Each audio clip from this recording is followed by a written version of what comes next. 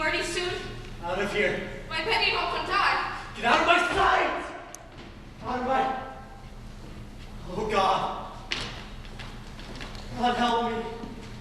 Uncle, Susanna Walcott's here from Dr. Griggs. Oh, let her come. Let her come. Come in, Susanna. What does the doctor say, child? He bids me come and tell you, Reverend Sir, that he can find no medicine for it in his books. Then he must search on. I, sir, he have been searching his books since he left you, sir. But he bid me come and tell you that you might do unnatural things for the cause of it. No, no. There be no unnatural cause here. Tell him I've sent for Reverend Hale Beverly, and Mr. Hale will surely confirm that. Tell him to look to medicine and put all thought out of natural causes here. There be none. Aye, sir, he bids me tell you. Speak nothing of it in the village, Susanna. Go directly home and speak nothing of unnatural causes. Aye, sir, and I pray for her. Uncle, the rumor of witchcraft is all about. I think you'd best go down and deny it yourself. The parlor's packed with people, sir. I'll sit with her. And what shall I say to them? That my daughter and my niece I discovered dancing like heathen in the forest? Uncle, we did dance. Let you tell them I confessed it and I'll be whipped if I must. They're speaking of witchcraft. Betty's not witched. Abigail, I cannot go before the congregation when I know you have not opened with me. What have you done with her in the forest? We did dance, Uncle. And when you leaped out of the bush so suddenly, Betty took fright and fainted. There's hold of it. Child, sit you down. I would never hurt Betty.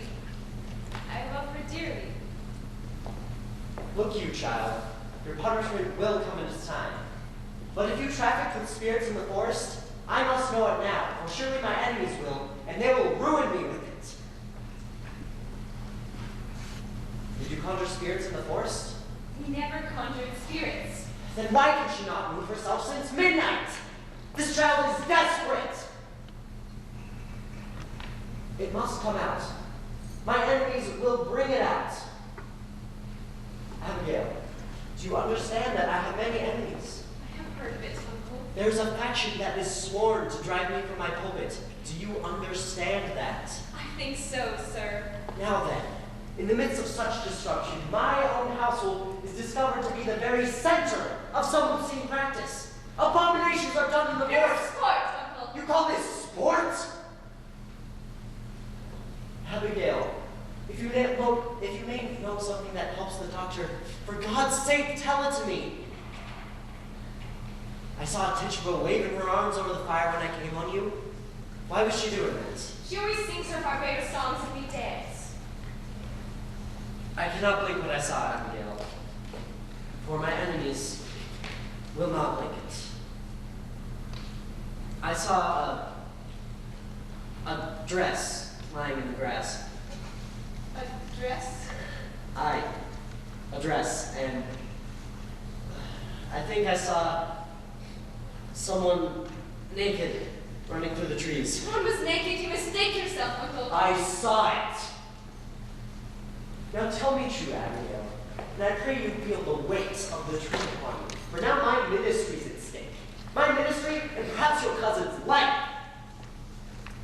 Whatever abomination you have done in the forest, give me all of it now, for I dare not be taken unawares when I go before them down there. There is nothing more. I swear it, Uncle. Abigail, I've fought here 3 long years to bend these stiff-necked people to me, and now, just now, when some respect is rising for me in the parish, you compromise my very character. I give you no home, child. I put clothes on your back. Now give me an upright answer. Your name in the town. It is entirely white, is it not? I am sure it is, sir. There be no blush about my name. Abigail, is there any other cause than you have told me for your being discharged from Goody Proctor's service? I have heard it said, and I tell you as I hear it, that she comes so rarely to church this year, for she would not sit so close to something soiled. What signified that remark? She hates me, Uncle. She must, for I would not be her slave. It's a bitter woman, a lying, cold, sniveling woman. I will not work for such a woman. She may be. And yet it disturbed me that you are now 7 months out of her house, and in all this time, no other family has called for your service. They want slaves, not such as I. I've been sent to Barbados for that. I will not black my face for any of them. Do you begrudge my bed, Uncle? No, no. My name is good in the village. I will not have it said my name is soiled. Goody Proctor is a No, gospel no, life. I cannot have anyone. Oh, Philip Putnam, come in. It is a marvel. It is surely a stroke of hell upon you. No, no, it is simply sleep. How high did she fly? How high? No, no, she never flew. That were only rumor. Why, it shows she did. Mr. Collins saw her going over Ingersoll's barn and come down live as Burton says. Now look, you goody Aunt. Mr. Putnam, come in. Good morning. It is a providence. The thing is out now, a providence. What's out, sir? What's out? Why? Her eyes is closed. Look, you, Anne. Well, that's strange. Ours is open. Your Ruth is sick? I'd not call it sick. The devil's touch is heavier than sick. It's death, you know. Death is driving into them, forked and hooved. Oh, pray not. Why? How does Ruth ail? She ails as she must. She never waked this morning, with her eyes open, and she walks, and hears not, sees not, and cannot eat. Her soul is taken surely. They say you stood forever hail of Beverly. A precaution only. He has much knowledge of the demonic arts, and I thought... He has indeed, and found a witch in Beverly and let you remember that. My goody Anne, they only thought that were a witch, and I'm certain there be no element of witchcraft here. No witchcraft. Now look, you, Mr. Thomas, Harris. Thomas, leap not to witchcraft. I know that you least of all, Thomas, wish so disastrous a charge laid upon me. They will hallow me out of Salem for such corruption in my house. Mr. Perry, I have taken your part in all contention here, and I would continue, but I cannot if you hold back in this. There are hurtful, vengeful spirits laying hands on these children. But Thomas... Anne! Tell Mr. Paris let you go down. Reverend Paris, I have made 7 babies unbaptized, sir. Believe me, sir, you never saw nor heard a baby's born. Yet, which would wither in my arms the very night of their birth. I never spoke nothing, but my heart clamored intimations, and now, this year, my Ruth, my only, I see her turning strange. A secret child she's become this year, and shrivels like a second mouth for pulling on her light, too. And so, I thought to send her to your Tituba. Tituba? What made Tituba? Tituba knows how to speak to the dead, Mr. Harris. Goody Anne, it is a formidable sin to conjure up the dead. I take it on my soul. But who else may surely tell us what person murdered my babies? Woman! They were murdered, Mr. Harris, and mark this proof. Mark it. Last night, my group were ever so close to their little spirits. I know it, sir. For how will she be struck dumb except some power of darkness would stop her mouth? It is a marvelous sign, Mr. Harris. Don't you understand it, sir? There is a murdering witch among us, bound to keep herself in the dark. Let your enemies make of it what they will. You cannot blink it more. Then you were conjuring spirits last night. Not I, sir. Tituba and Ruth. Oh, Abigail, what proper payment for my charity? Now I am undone. You are not undone. Let you take hold here. Wait for no one to charge you. Declare it yourself. You have discovered witchcraft. In my house, in my own house, Thomas. They'll topple me with this. They'll make a midnight. I only thought to see how Betty is. Why aren't you at home? Who's the proof? Her grandma come. She gave up a powerful sneeze before. Ah, there's a sign of life. I fear no more, Goody Putnam. If her grand sneeze, they'll like shake her wits together, I'm sure. Will you leave me now, Thomas? I would pray a little while alone. Uncle, you've prayed since midnight. Why do you not go down? No! No. I have no answer for that crowd. I'll wait till Mr. Hale arrives. If you will, Goody Anne. Now, look you, sir. Let you strike out against the devil, and the village will bless you for it. Come down and speak to them. Pray with them. They're thirsting for your word, mister. Surely you'll pray with them. I'll lead them in a song, but let you speak nothing of witchcraft. I'll not discuss it. The cause is yet unknown. I've had enough contention since I came to Salem. I want no more. Mercy, you go home to ring with you here. I know. If she starts for the window, call for me at once. I will, Uncle. There'll be a terrible power in her arms today.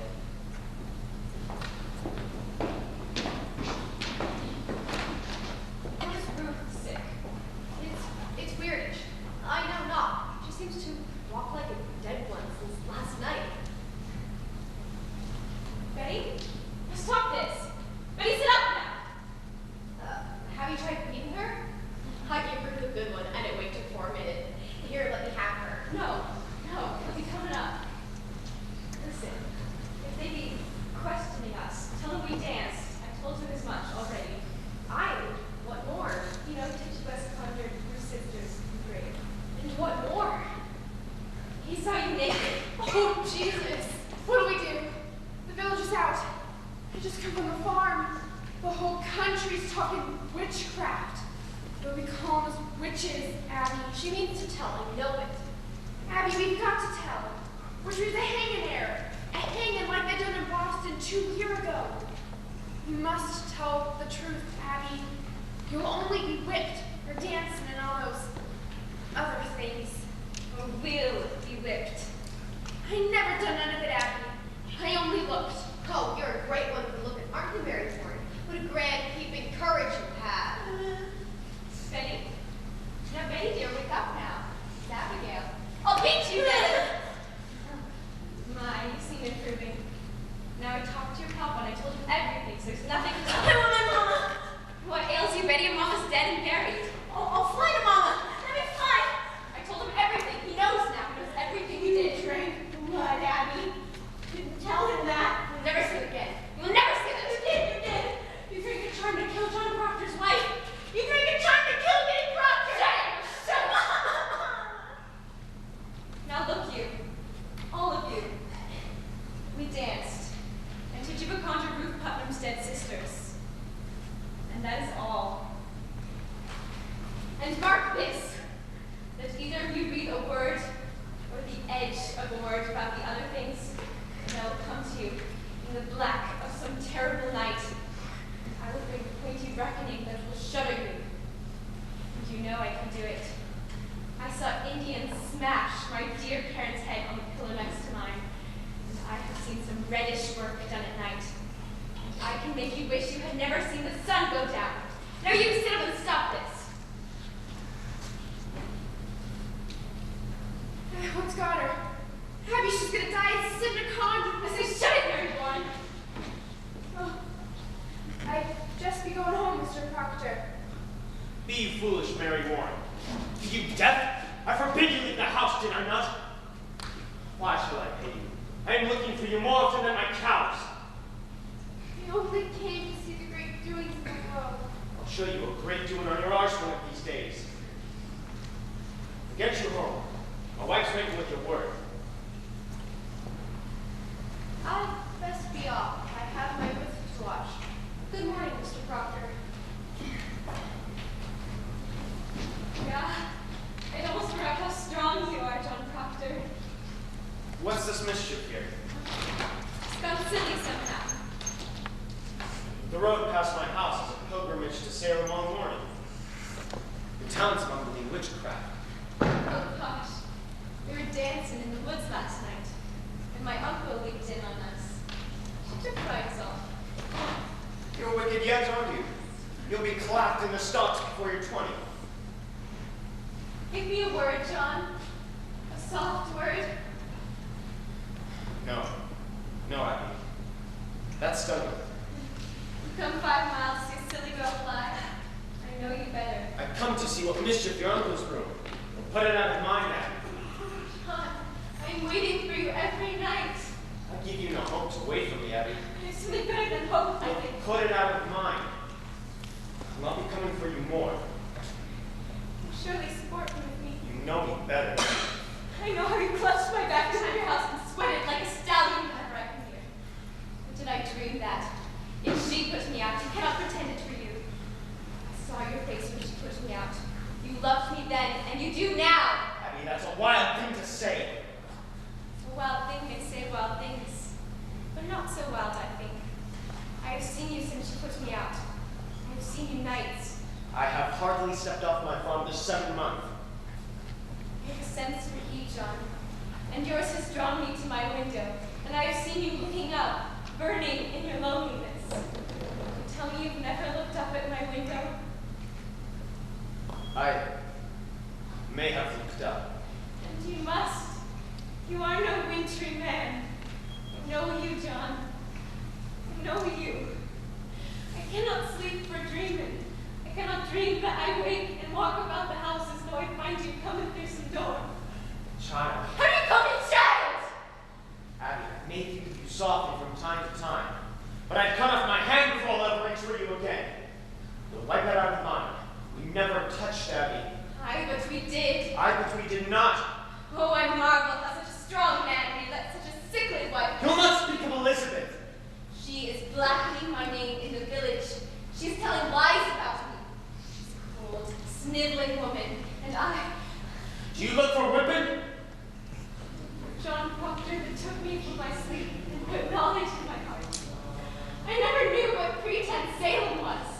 I never knew the lying lessons I was taught by all these Christian women and all their covenanted men. And now you bid me tear the light out of my eyes. I will not. I cannot. You loved me, John Proctor, and whatever sin it is, you loved me yet. John, pity me. Pity me. What's she doing?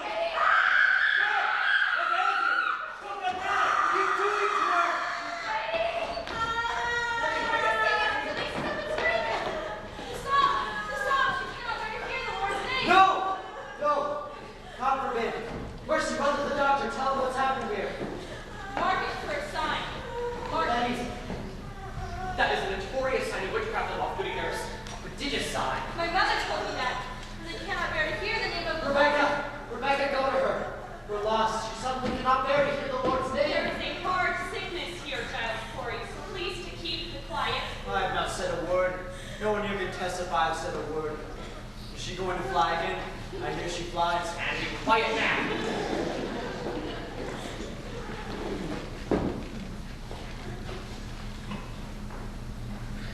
What have you done? What do you make of it, Rebecca? Goody nurse, will you go to her roof and see if you can wake her? I think she'll wake in time. Pray, calm yourselves. I have 11 children and I'm 26 times the grandma, and I've seen them all through their silly seasons. And when it come on them, they will run the devil bow-legged, keeping up with their mischief. I think she'll wake when she tires of it. A child's spirit is like a child. You can never catch it by running after it. You must stand still, and for love will soon itself come back. Aye. That's the truth of it, Rebecca. This is no silly season, Rebecca. My Ruth is bewildered, Rebecca. She cannot eat. Perhaps she is not hungry yet. I hope you are not decided to go in the search of loose spirits, Mr. Paris. I have heard promise of that outside. Well, why do Indians run into the parish that the devil may be among us? And I would satisfy them that they are wrong. They don't let you come out and call them wrong.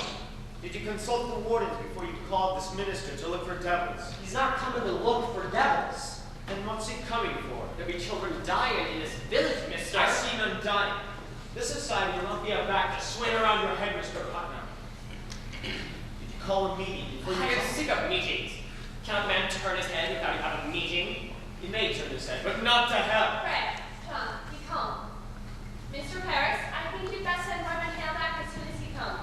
This will set us all to argument again in the society, and we thought to have peace this year. Let us rather rely on the doctor now. And good prayer. Rebecca, the doctor's baffled. If so, he is. Then let us thank God for the cause. There is a prodigious danger in the seeking of loose spirits. I fear it. I fear it. Let us rather blame ourselves. Then how may we blame ourselves? I am one of 9 sons. The Putnam seed hath peopled this province. Yet I have but one child left with age, and now she shrivels. I cannot fathom that. And yet I must. You think at God's word you should never lose a child or grandchild either? of one. There are wheels within wheels in this village, and fires within fires. When Reverend Hale comes, you will proceed to look for signs of witchcraft. You cannot command Mr. Paris. We vote by name in this society, not by acreage. I never heard you so worried on this society, Mr. Proctor. I do not think I saw you at Sabbath meetings since snow flew. I have trouble enough without I come 5 miles to hear him only preach hellfire and bloody damnation. Take it to heart, Mr. Paris. There are others who stay away from church these days because you hardly ever mention God anymore.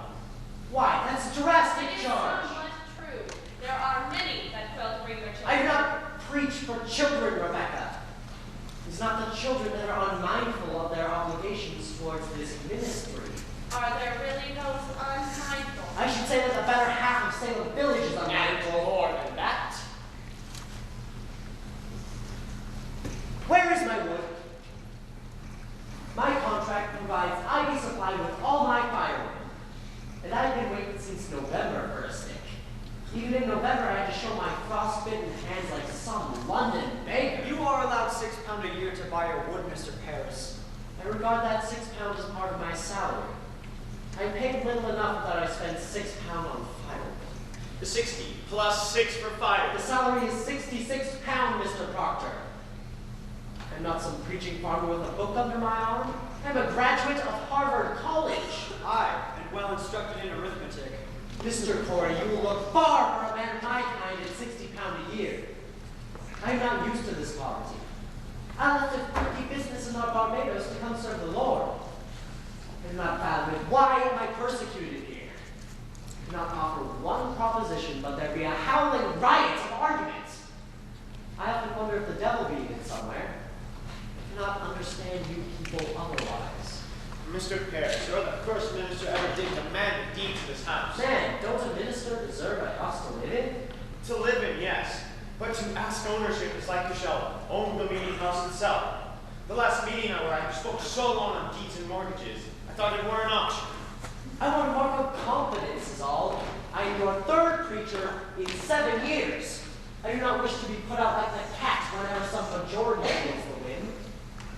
You people seem not to comprehend that a minister is the Lord's man in the parish. A minister is not so lightly crossed and contradicted. There will either be obedience or the church will burn like hell is burning. Can you speak 1 minute without we all land in hell again? I am sick of hell. It is not good for you to say what is good for you to hear, Mr. Proctor. I may speak my heart, I think. What? Are we Quakers? We are not Quakers here yet, Mr. Proctor. And you may tell that to your followers. My followers? I am not blind. There's a faction and a party in the church. Against you. against him in all authority. Well, then I must find it and join it. He does not mean that. He confessed it now. I mean it solemnly, Rebecca. I like not the smell of this authority. No. You cannot break charity with your minister. You are another kind, John. Clasp his hand. Make your peace. I have a crop to sow and lumber to drag home. What say you, Giles? Let's find the park. He says there's a park. I've changed my opinion of this man, John. Mr. Paris, I beg your pardon. I never thought you had so much iron in you. Why, thank you, Giles. It suggests to the mind what the trouble has been among us all these years. Wherefore everybody is suing everybody else. Think on it now. It is a deep thing and dark as a pit. I have been 6 times in court this year. Is it the devil's fault that a man cannot say you good morning without you clapping for defamation? Your own, Giles, and you're not feeling so well as you did. John Proctor, I've only last month collected £4 damages from you for publicly saying I burned the roof off your house and that. I never said no such thing, but I paid you for it. So I hope I can call you deaf without charge. Come along, Giles, and help me drag my lumber. A moment, Mr. Proctor. What number is that you be dragging, if I may ask you? My lumber. From out my forest by the riverside. Why, you're surely gone wild this year. What anarchy is this? That tract is on my bounds. It's on my bounds, Mr. Proctor. In your bounds? I bought that tract from Goody Nurse's husband 5 months ago. He had no right to sell it. It stands clear in my grandfather's will that all the Your rights- grandfather had a habit of willing land that never belonged to his He nearly willed away my north pasture, but he knew I'd break his fingers before he set his name to it. Let's get your lumber home, John. I feel a sudden will to work coming on. You load one oak of money, you'll fight to drag it home. Aye, and we'll win too, Putnam. I'll have This fool and I. I'll have my men on you, Corey. I'll clap a rate on you. Pray you, someone take these. Oh, Mr. Hale. It's good to see you again. My, they're heavy. They must be.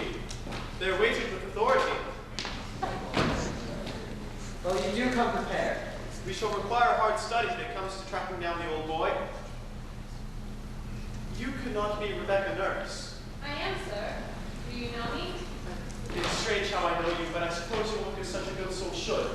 We have all heard of your great charities in Beverly. Mr. Hale, do you know this gentleman? Mr. Thomas Putnam and his good wife Anne. Oh, Putnam. I had not expected such distinguished company, sir. It does not seem to help us today, Mr. Hale. We asked you to come to our house and save our child. Your child fails also?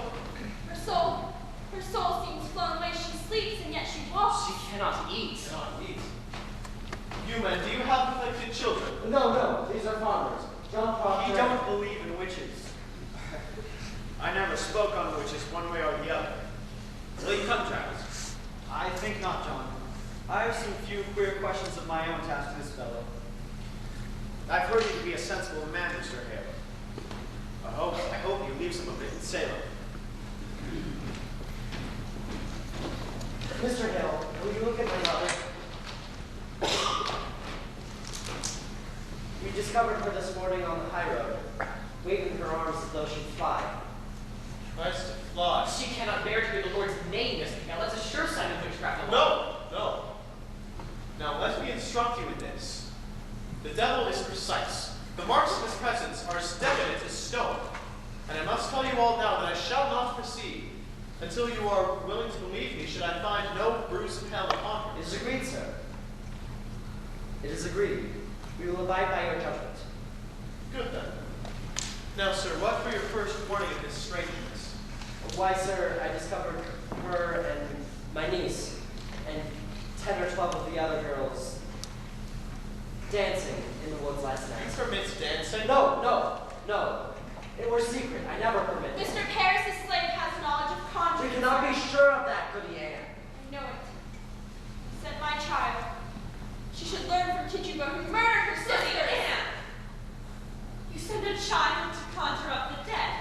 Let God blame me. Not you. Not you, Rebecca. I'll not have you judging me anymore. Is it a natural work to move 7 children before they live a day? 7 dead in childbirth?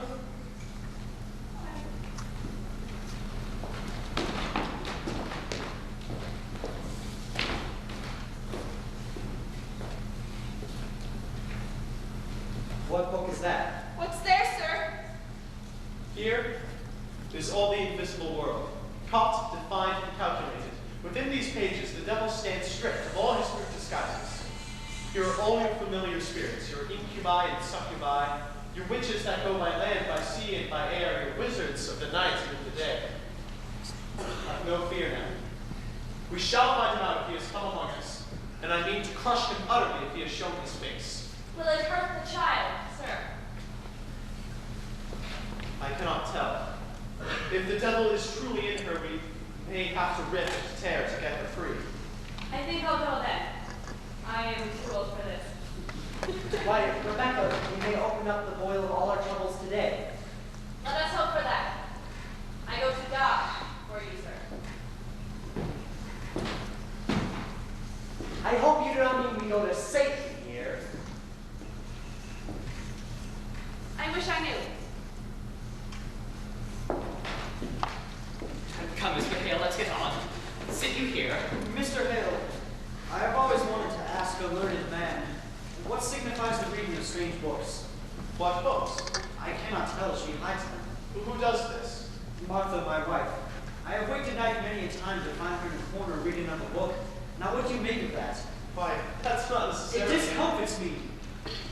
Last night, mark this. I tried but could not say my prayers, and then she closes her book and walks out of the house. And suddenly, mark this, I could pray again. The stoppage of prayer. That is strange. I'll speak further on that with you. I'm not saying she's touched with the devil, but I'd admire to know what books she reads and why she hides them. She'll not answer me, you see. Aye, we'll discuss it. Now, if the devil is truly in her, you may witness some frightful wonders in this room, so please keep your wits about you. Mr. Putnam, stand close in case she flies.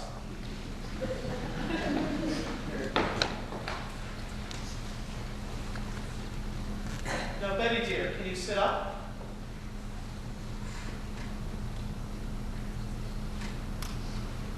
Can you hear me, Betty?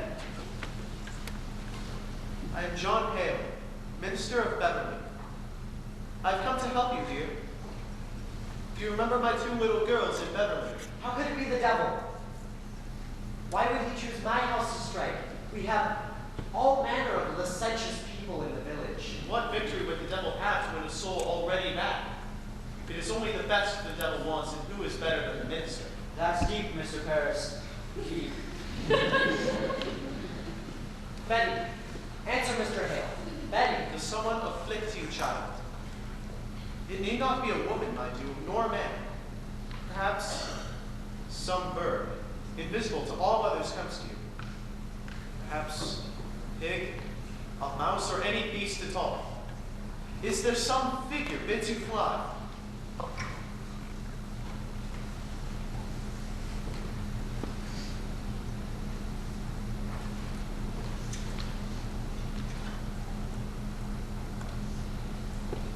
In nomine Domini Salus, qui felique ite ad infernus.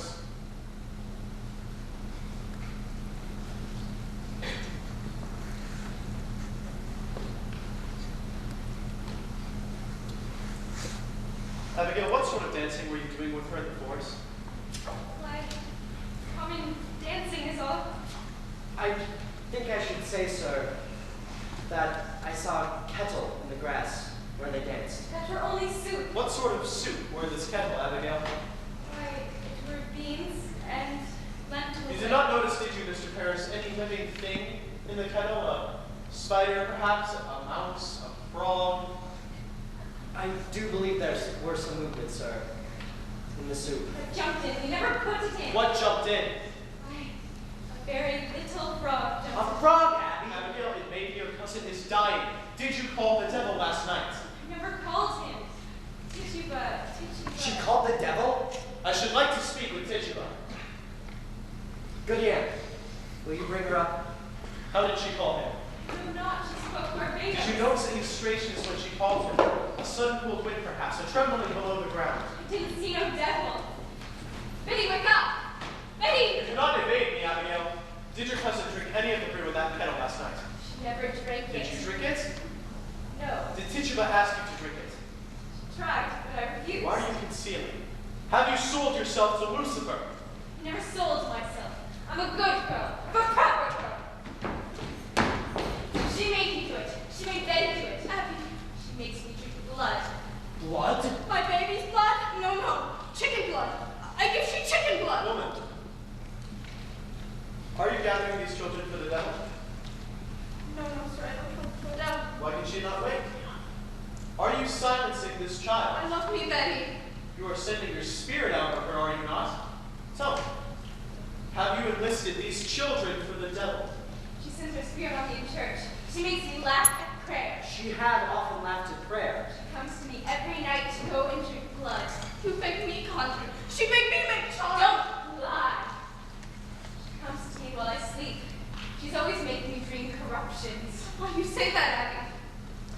Sometimes I wake and find myself standing in the open doorway and not a stitch on my body. I always hear her laughing in my sleep. I hear her singing her Barbados songs and tempting me with her chocolate. Woman, I want you to wake this child. I have no power on this child, You sir. most certainly do, and you will release her from it now. When did you compact with the devil? I don't compact with no devil. You'll either confess it, or I'll take you and whip you to death, Tituba. This woman must be hanged. She must be taken and hanged. No, no, don't hang Tituba. I tell him I don't desire to work for him, The devil? Then you have seen him. Now, Tituba, I know that when we bind ourselves to hell, it is very hard to break with it. We are here to help you tear yourself free. Mr. Reverend, I do believe someone else bewitched these children. Who? I don't know, but the devil got of numerous witches. Does he? Look into my eyes, Tituba. Come, look into me. Now, you would be a good Christian woman, would you not, Tituba? I, sir, a good Christian woman. And you love these little children. Oh, yes, sir, I don't desire to hurt little children. And you love God, Tituba. I love God with all my being. Now in God's holy name. Bless him, bless him. To his glory. Eternal glory, bless him, bless God. Open yourself, Tituba. Open yourself and let God's light shine on you. Oh, bless the Lord. When the devil came to you, did he ever come with another person? Perhaps another person in the village, someone you know. Sarah Good? Did you see Sarah Good with him, or Osborne? Was a man or woman who come with him? Man or woman was woman. What woman? A woman, you said. What woman? It was black dark, and they was You could always... see him. Why could you not see her? Well, they was always talking. They was always running Out around. of Salem. Salem witches? I believe so. Yes, sir. Now, Tituba, you must not fear to tell us who they are. We will protect you. The devil can never overcome a minister. You know that, do you not? Yes, sir. Oh, I do. You have confessed yourself to witchcraft, and that speak of a desire to come to heaven's side. And we will bless you, Tituba. God bless you, Mr. Hale. You are God's instruments put in our hands to discover the devil's agents among us. You are selected, Tituba. You are chosen to help us cleanse our village. So speak utterly, Tituba. Turn your back on him and face God. Face God, Tituba, and God will protect you. Oh, God, protect Tituba. Who came to you with the devil? 2, 3, 4. How many? There was 4. There was 4. Who? Their names. Oh, how many times you bid me kill you, Mr. Paris? Kill me? He say Mr. Paris must be killed. Mr. Paris no goodly man. Mr. Paris mean man, no gentleman. Then he bid me rise out of my bed and cut your throat. But I say no. I don't hate that man. I don't wish to kill that man. But he said, you work for me, Tituba, and I make you free. I give you pretty dress to wear and put you way high up in the air, and you go fly back to Barbados. But I say, you lie, devil, you lie! And he come one stormy night to me, and he said, look, I have white people belong to me. And I look, and there was Goody Good. Sir, good. Aye, sir, and Goody Osborne. I knew it. Osborne were midwife to me 3 times. I begged you, Thomas, did I not? I begged him not to call Osborne because I feared her. My baby's always shriveled in her hands. Take courage, woman. You must give us all their names. How can you bear to see this poor child suffering? Look at her, Tituba. Look at her God-given innocence. Her soul is so tender. We must protect her, Tituba. The devil is out and preying upon her soul like the beast upon the flesh of the pure lamb. God will bless you for your help. I want to open myself. I want the light of God. I want the sweet love of Jesus. I danced with the devil. I saw him. I wrote in his book. I go back to Jesus. I kiss his hand. I saw Sarah Good with the devil. I saw Betty Osborne with the devil. I saw Bridget Bishop with the devil. I saw George Jacobs with the devil. She I speaks. saw Cindy Howe with the She devil. speaks. Glory to God, it is broken, they are free. I saw Martha Mullins with the devil. I saw Ray Singer with the devil. The marshal. I'll call the marshal. I saw Let the Martha marshal Mullins with the bring devil. her. I saw Ray Hopkins with the devil. I saw Betty Bill with the devil. I saw Ray Brooks with the devil.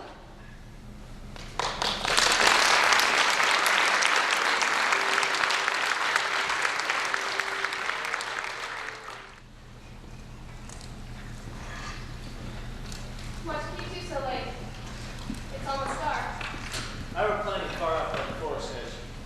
Oh, you're done then. Aye, the farmer's seated. The boys asleep. They will be soon. Right now for a fair summer. Huh?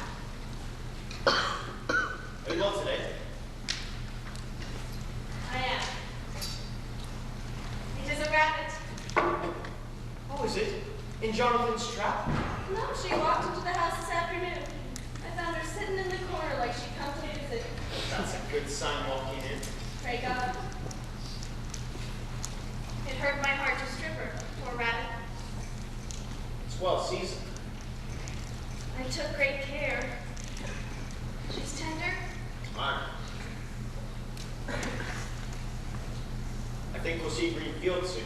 It's warm as blood beneath the clods. That's well. If the crop be good, I'll apply George Jacobs' heifer. How would that please you? Aye, good. I mean to please you, Elizabeth. I know it, John.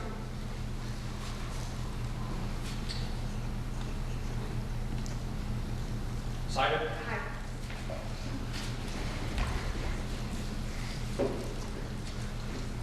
This farm's a continent and you go foot by foot dropping seeds in it. It must be. I want to bring some flowers into the house. Oh, I forgot. I will tomorrow. It's winter in here yet. On Sunday, let you come with me and we'll walk the farm together. I've never seen such a load of flowers on the earth. Lilacs have a purple smell. Lilac is the smell of nightfall, I think. Massachusetts is a beauty in the spring. Aye, it is. I think you are sad again. Are you? You come so late. I thought you'd gone to Salem this afternoon. Why? I have no business in Salem. You did speak of going earlier this week. I thought better of it. Mary Warren's there today. Why'd you let her? You heard me from bitter to I'm me. going to stop her. It's a fault. It is a fault, She Elizabeth. frightened all my strength of him. Oh, may that mouse frighten you. He is a mouse no more. I forbid her go, and she raises up her chin like the daughter of a prince and says to me, I must go to Salem, Goody Proctor. I'm an official of the court. Court? What court? Aye, to the proper court they have now. You've sent 4 judges out of Boston. She says weighty magistrates of the general court. And at the head sits the deputy governor of the province. Why, she's mad. Because she were. There'll be 14 people in the jail now, she says. And they'll be tried. And the court has the power to hang them too, she says. They never The hang. deputy governor promised hang if they'll not confess, John. The town's gone wild, I think. She speak of Abigail. And I thought she were a saint to hear her. Abigail brings the other girls into court, and where she walks the crowd will part like the sea for Israel.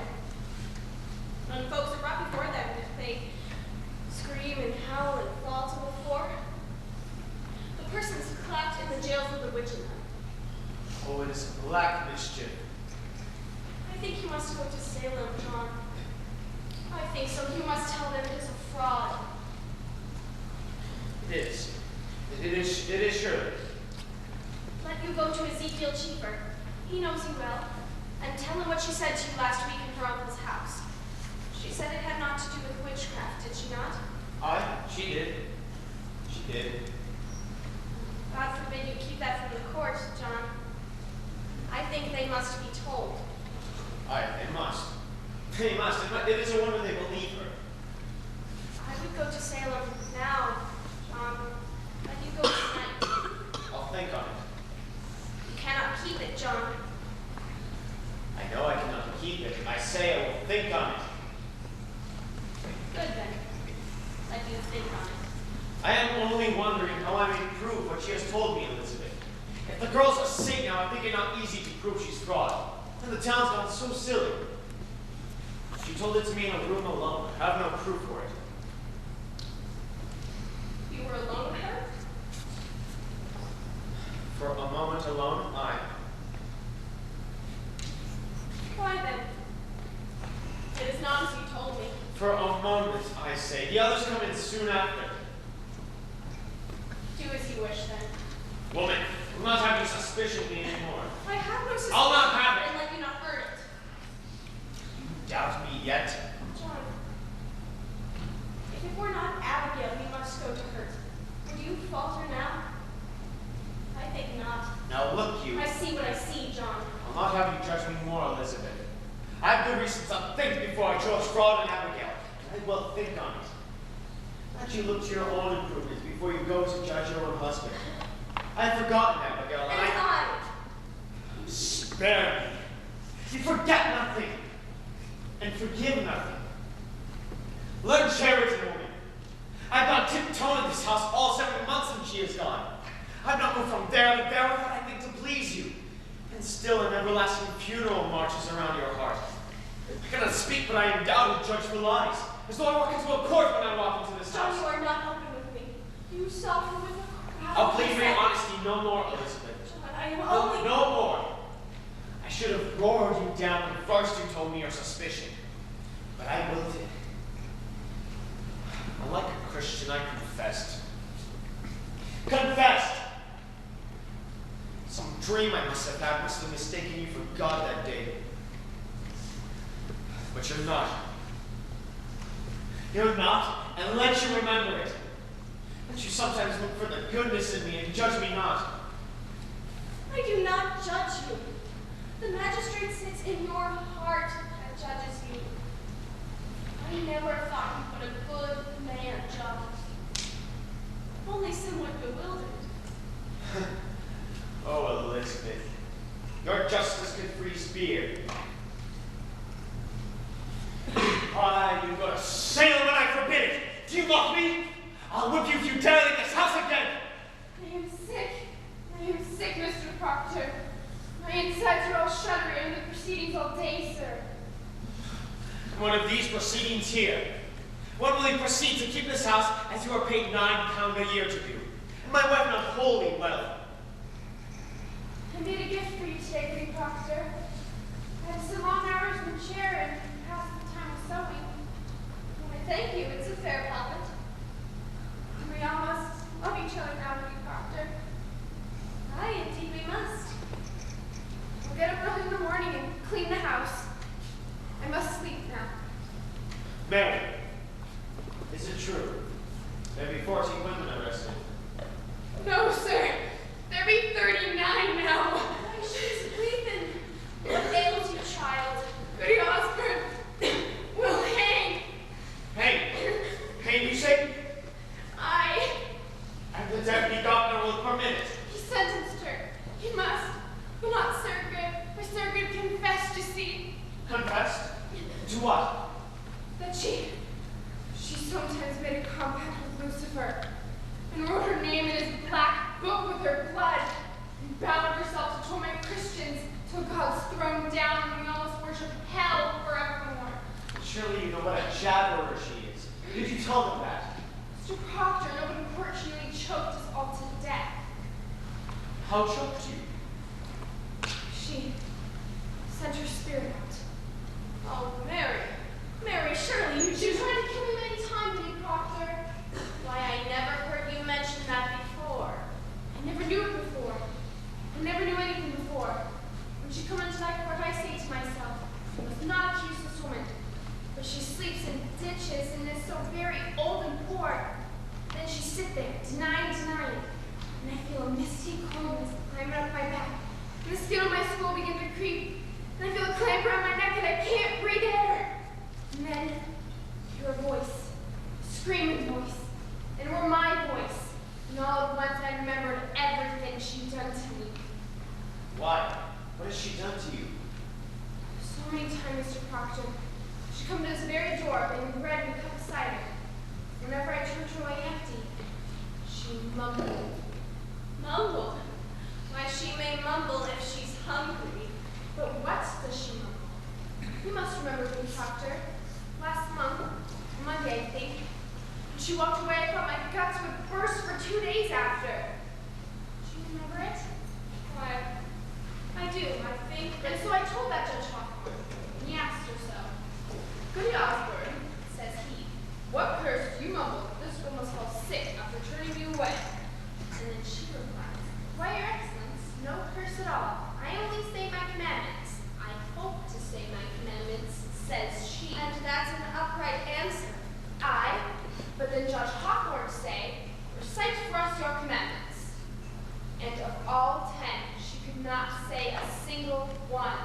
She never knew no commandments. They had her in a flat lie. And so condemned her? Why, they must have been she condemned herself. You will not go to the court again, everyone. I must tell you, sir, I'll be gone every day now. I am amazed you do not see what weighty work we do. What weighty work you do. It is strange work for a Christian girl to handle women. But Mr. Proctor, they will not hang if they confess. Sarah Good will only sit in jail for some time. And here's a word before you. Think on this. Goody Good is pregnant. Pregnant? Are they mad? The woman's near to 60. They had Dr. Griggs examine her. She's full to the brim. Been smoking a pipe all these years. And no husband either. But she's safe, thank God. We're not hurt the innocent child. Be that no marvel. You must see it, sir. It's God's work with you. I'm an official of the court today, saying I'll that official you. we'll not sit with it anymore. Here, I promise now you'll stay at home. The devil's loose in Salem, Mr. Proctor. We must discover where he's hiding. I'll whip the devil out of you. I saved your life today. I'm accused? Somewhat mentioned. But I said I never see no sign you ever sent your spirit out to hurt no one. And seeing I do live so closely with you, they dismissed it. Who accused me? I am bound by law. I cannot tell it. I only hope you be not so sarcastical no more. 4 judges and the king's deputy sat to dinner with us but an hour ago. I should have you speak civilly to me from this out. Go to bed. I'll not be ordered to bed. No more, Mr. Proctor, 18 and a woman, however single. You wish to sit up? Then sit up. I wish to go to bed. Good night, then.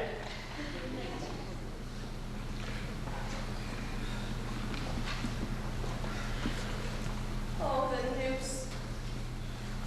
The noose is up. There'll be no She news. wants me dead. I knew all week it would come to this. They dismissed it. You heard her And say by tomorrow, she will cry me out until they take me. sit you down. She wants me dead, John. You know it. I say sit down. Now we must be wise, Elizabeth. Oh, indeed, indeed. Fear nothing. I'll find a seagull cheaper. I'll tell them they were only sporting. John, with so many in the jail, more than Cheever's help is needed now, I think. Would you favor me with this? Go to Abigail. What have I to say to Abigail? John, grant me this. You have a faulty understanding of young girls. There is a promise made in any bed, What promise? spoke or silent. A promise is surely made. And she may dote on it now. I am sure she does. And thinks to kill me, then to take my place. It is her dearest hope, John. I know it. There be 1,000 names. Why does she call mine? There be a certain danger in calling such a name. I know goody good that sleeps in ditches, nor Osborne drunk and half-witted. She dare not call out such a farmer's wife, but there be a monstrous profit in it. She used to take my place, John. She cannot think it. John, have you ever shown her someone with contempt? She cannot pass you in the church, but you will blush. I may blush for my I sin. think she sees another meaning in that blush. What see you? What see you, Elizabeth? I think you be ashamed, for I am there and she's so close. What will you know me, woman? Were I a stone that would have cracked for shame the 7 Think I times. tell her she's a whore. Whatever promise she may sense, bring it, John, bring it. Fine, then. I'll go. Oh, how unwillingly. I will curse her harder than the oldest sinner in hell. But pray, begrudge me not my anger. Your anger. I only Woman, am I asked so you- base? Do you truly think me I base? never told you base. Then how do you charge me with such a promise? The promise that Stanley gives a mare I gave that girl. Then why do you anger with me when I said you break it? Because it speaks deceit, and I am honest. But I'll plead my honesty no more, Elizabeth. I see your spirit twist around the very single error of my life. And I will never tear it free. You'll tear it free when you come to know that I will be your only wife, or no wife at all. She has an arrow in you yet, John Proctor, and you know it well. Good evening. Oh, I'm Mr. Hale. Good evening to you, sir.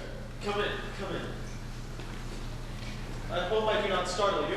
Oh, no, it's only that I heard no You horse. are good wife, Proctor? I, Elizabeth. I hope you're not off to bed yet. No. We are not used to visitors after dark. But you are welcome here. Will you sit down, Mr. Hale? I will.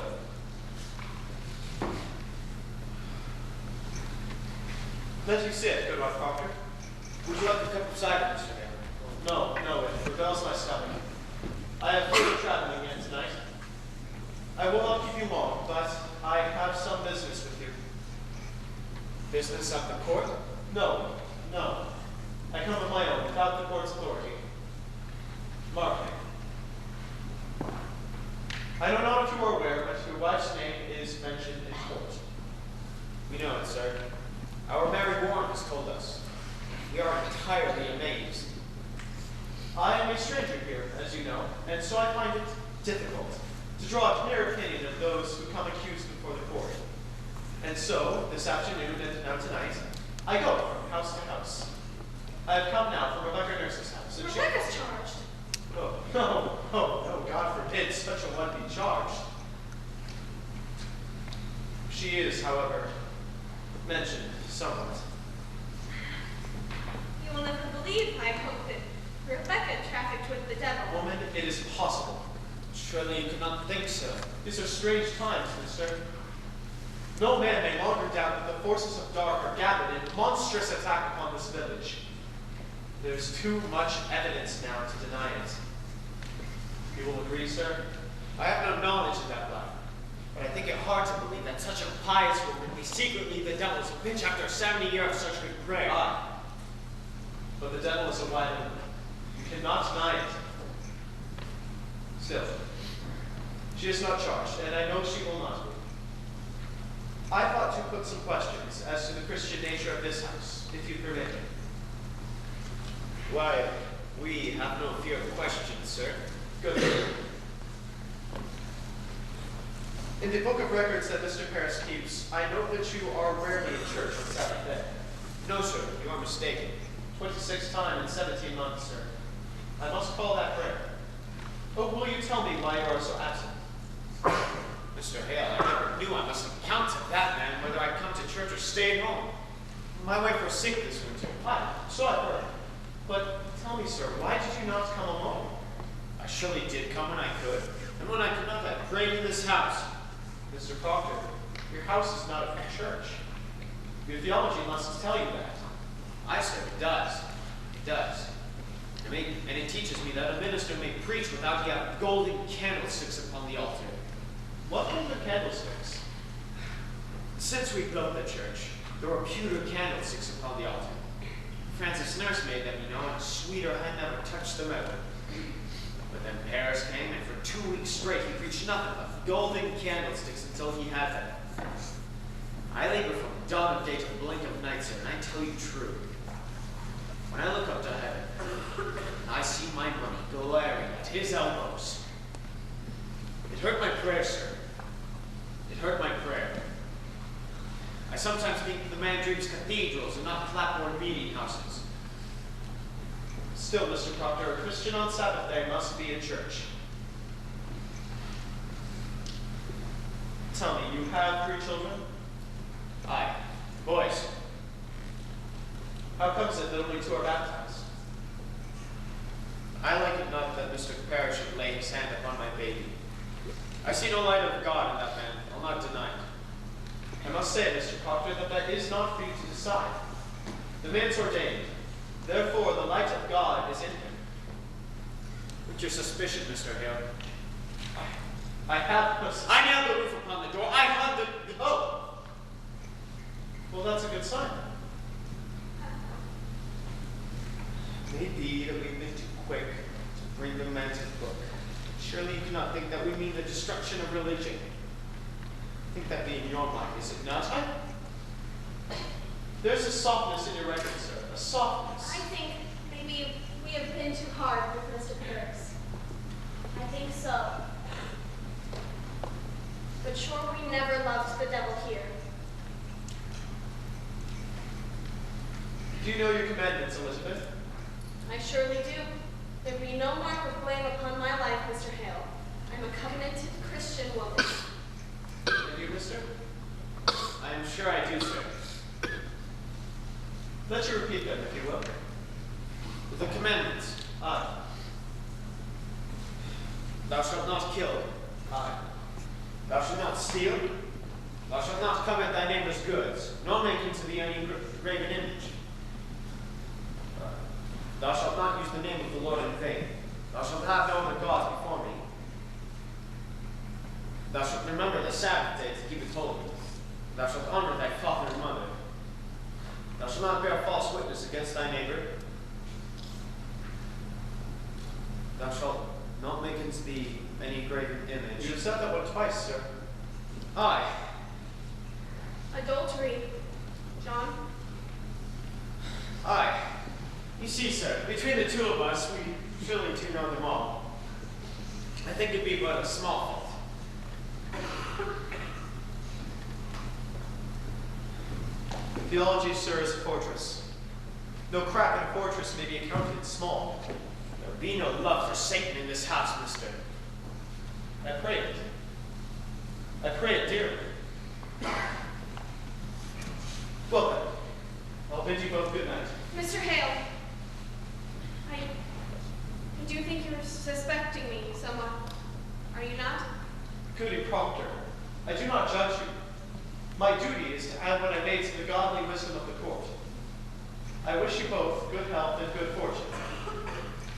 Good night, sir.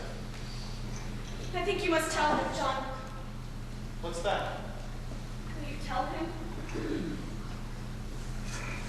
I have no witness, and no proof except my word be taken. But I know that the girl's sickness had not to do with witchcraft. Not to do. Mr. Parrish discovered them in the woods. They were startled and took sick. Who told you this? Abigail Williams. Abigail? I, sir. Abigail Williams told you it had naught to do with witchcraft? She told me the day you came, sir. Why did you keep this? I never knew until now that the world has gone daft with this nonsense. Nonsense. Mr. Proctor, I have myself examined Sarah, Tituba, and numerous others that have confessed themselves to witchcraft. They have confessed it. And why not? If they are to hang for denying it. There are those that will swear to anything before they'll hang. Have you never thought of that? I have. I have indeed. And you, sir, you would testify to this in open court. I had not reckoned with going into court, but if I must, I will. Do you falter here? I falter nothing. But I may wonder if my story be credited in such a court. And I may wonder, when such a steady-minded minister as you will question a woman that has never lied and cannot, and the world knows she cannot. I may falter somewhat, mister. I am no fool. Open with me, Mr. Proctor. For I have a rumor that somewhat troubles me. It is said you do not believe there may even be witches in this world. Is that true, sir? I know not what I have said. I may have said it. I have often wondered if there be witches in the world, although I do not believe that they are among us now. You do not believe that there... I have no knowledge of it. The Bible speaks of witches, and I'll not deny them. And you, woman? I cannot believe it. You cannot! Elizabeth, you bewilder me. I cannot think the devil may own a woman's soul, Mr. Hale, when she keeps an upright way as I have. I am a good woman. I know it. And if you believe I may do only good work in the world, and yet be secretly bound to Satan, I must tell you, sir, I do not believe it. But you do believe that there are witches. Do you believe that I am one? Then I say there are none. Surely you do not fly against the gospel. The gospel! She believed in the gospel, every word. Question Abigail Williams about the gospel, not myself. You do not need to doubt the gospel, sir. You cannot think it. This be a Christian house, sir. A Christian house.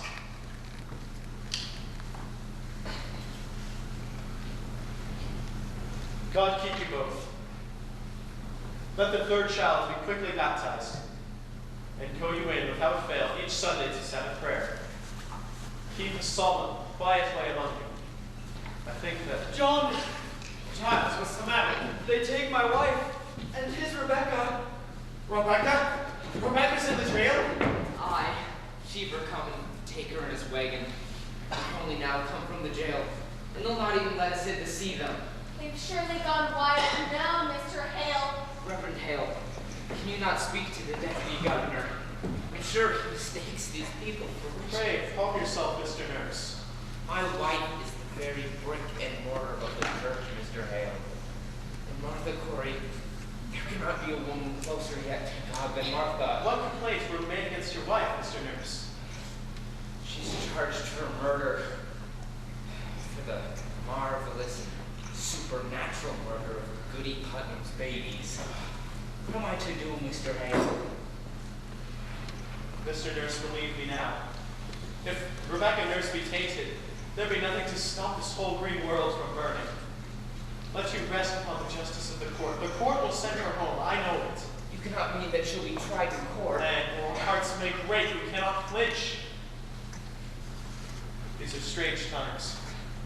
There is a misty plot afoot so subtle that we should be criminal to cling to ancient respects and old friendships. The devil is alive in Salem. I have seen too many frightful proofs in court. We dare not quail to follow wherever the accusing finger points. How may such a woman murder children? And remember that until an hour before Lucifer fell, God thought him beautiful in heaven. I only said my wife was reading books, Mr. Hale. I never accused her of being a witch. What complaint were made against your wife, Mr. Corey? The bloody mongrel Walcott charged her. You see, he bought a pig of my wife 4 or 5 years ago, and the pig died soon after. So he come dancing in for his money back. So my Martha, she says to him, Walcott, if you haven't the wit to feed a pig properly, you'll not live to own many, she says. Now he goes to court and claims that from that day to this, he cannot keep a pig alive for more than 4 weeks because my Martha bewitched him with her books. Good evening, Proctor. Why, Mr. Cheever. Good evening. Good evening, all. Good evening, Mr. Hale. I hope you come out on business of the court. I do, Proctor. I'm clerk of the court now, you know. It's a pity, Ezekiel, that an honest tailor might have gone to heaven, must burn in hell. You'll burn for this, you know it. You know yourself I must do as I am told, Giles. We must surely do. And I beseech you not be sending me to hell. I like not the sound of that, Tully. I like not the sound.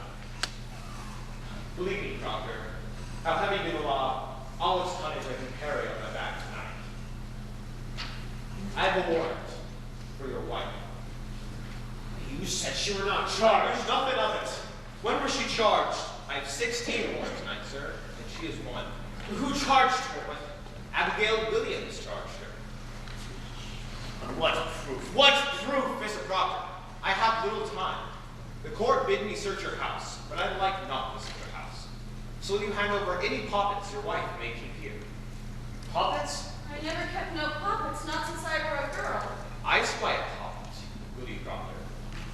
Oh, why this is Mary's. Would you please to give it? Has the court discovered a text in poppets now? Do you keep any others in the house? No, nor any others until tonight. What signifies a puppet? It may signify that she... Now, woman, will you please... She will not. Fetch Mary. No, I'm forbidden to leave her from my sight. You will leave her out of sight And out of mind. Fetch Mary Elizabeth. Mr. Cheever, what signifies a puppet? They say it may signify that she, what? This, What's that? this, like, it is a needle. Heck, it is a needle. What signifies a needle? This goes hard with the Proctor. This, I have my doubts, Proctor. I have my doubts. Here's calamity. You see it, sir. It's a needle. Why? What meaning has it? The Williams girl, Abigail Williams, sir. She sat to dinner in Reverend Harris's house, and without word or warning, she falls to the ground like a struck beast, he says, and screams a stream of Bullwood wheat to hear. And when he goes to save her, stuck 2 inches in the flesh of her belly, he draw a needle. And demanding of how she came to be so stabbed, she testified it were your wife's familiar spirit who pushed it in. But she done it herself. I hope you're not taking this as proof, mister. It's hard proof. Mr. Hill, I find here a pocket with a Proctor keeps. I have found it, sir. In the belly, a needle is stuck. I tell you true, Proctor. I never wanted to see such proof of hell. And I think you'll obstruct me not. Here now. Mary, how did this puppet come into my house? What's that, sir? This puppet! This puppet! I think it is, sir. It's your puppet, is it not? It is, sir. How did it come into my house? I made it in court and gave it to Goody Proctor tonight. There, sir. Do you have it? Mary Warren, a needle were found stuck inside this pocket. I meant no harm by it, sir. You stuck it in yourself? I believe I did, sir. There. Do you have it? Now, Mary Warren, are you certain this be your natural memory? Could it be that even now someone conjures you to say this? Conjures me. Why, no, sir. I'm entirely myself, I think. Let's just ask Susanna Walcott. She saw me sew it in court. Or better still, ask Abby. I was sat right beside me when I made it. Bid him out, Mr. Hill. Your mind is surely settled now. Bid him out. What signifies a leave? Mary Warren, you charge a cold and cruel murder on Abigail. Murder! I charge you. Abigail was stabbed tonight. A needle were found stuck into her belly. She charges me? I. Why, the girl is murdered. She must be ripped out of the world. Herrick, ripped out of the world. Herrick, you heard it. Out with you. Doctor, you dare not touch the warrant. Out with you. You heard the deputy governor's warrant. Get the deputy governor out of my house. Proctor! Yes, you gone with them. You are a broken minister. Proctor, if she is innocent, then the court will... If she is innocent, why do you never wonder if Paris be innocent or Abigail? Is the accuser always holding out? Were they born this morning as clean as God's fingers? I'll tell you what's walking Salem. Vengeance is walking Salem. We are what we always were in Salem, but now the crazy little children are jailing the keys to the kingdom, and common vengeance waits the lot. This warrants vengeance, and I want to give my wife to vengeance. Go, John. You will not go. I have 9 men outside. You cannot keep her. The law binds me, John. I cannot budge. Will you see her taken? Proctor, the court is just. Conscious Pilate, God will not let you wash your hands of this. John, I think I must go with them. Mary, there is bread enough for the morning. You will bake in the afternoon. Help Mr. Proctor as you were his daughter. You owe me that, and much more. When the children wake, speak nothing of witchcraft. It will frighten them. I will bring you home. I will bring you soon. John, bring me soon. I will fall like an ocean on that court. Fear nothing, Elizabeth. I will fear nothing. Till the children have gone to visit someone sick.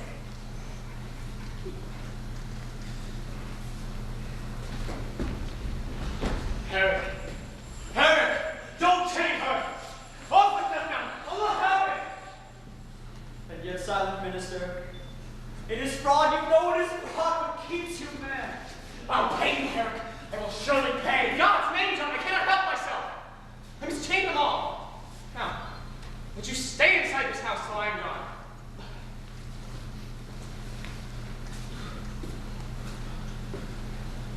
Mr. Proctor. Out of my sight! Charity, Proctor, charity! What I have heard in her favor, I will not fear to testify in court. God help me. I cannot judge her guilty or innocent. I know not.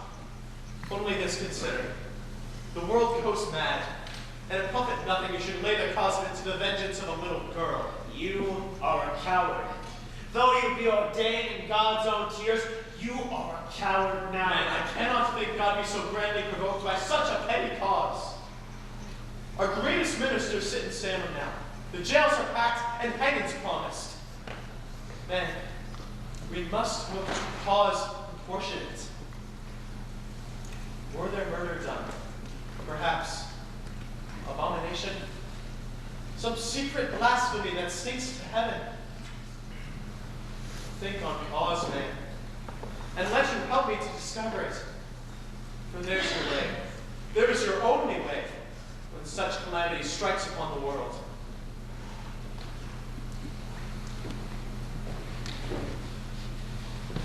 Let you counsel with yourselves. Let you think on your village, and on what may have drawn from heaven such thundering wrath upon you. I will pray God open your eyes.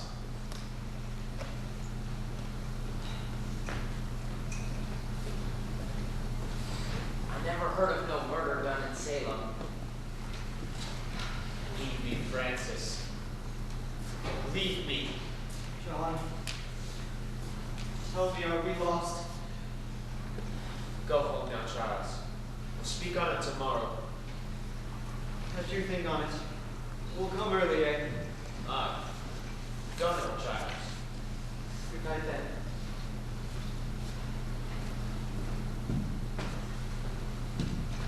Mr. Proctor, very likely they'll let you come home once they're given proper evidence. You're coming to the court with me, Mary. You will tell us in the court. I cannot charge murder on Abigail. You will tell the court how that puppet come in here and stuck the needle in. I can't, she'll turn on me. Abigail will charge lechery on you, Mr. Proctor. She's told you. Ignorant, sir. She'll ruin you with it, I know she will. Good then. Then her Sataniness is done away with. We will slide together into a pit. You will tell the court what you know. I cannot, they'll turn on me. My wife cannot die for me. I will bring your guts into your mouth, but that goodness will not die for me. I cannot do it, I cannot. Make your peace with it. Now Helen had a grapple on our back, and all our old pretenses ripped away. Make your peace with it. Peace. It is a providence and no great change. We are what we always were in Salem. But naked now. I, naked. And the wind, God's icy wind will blow.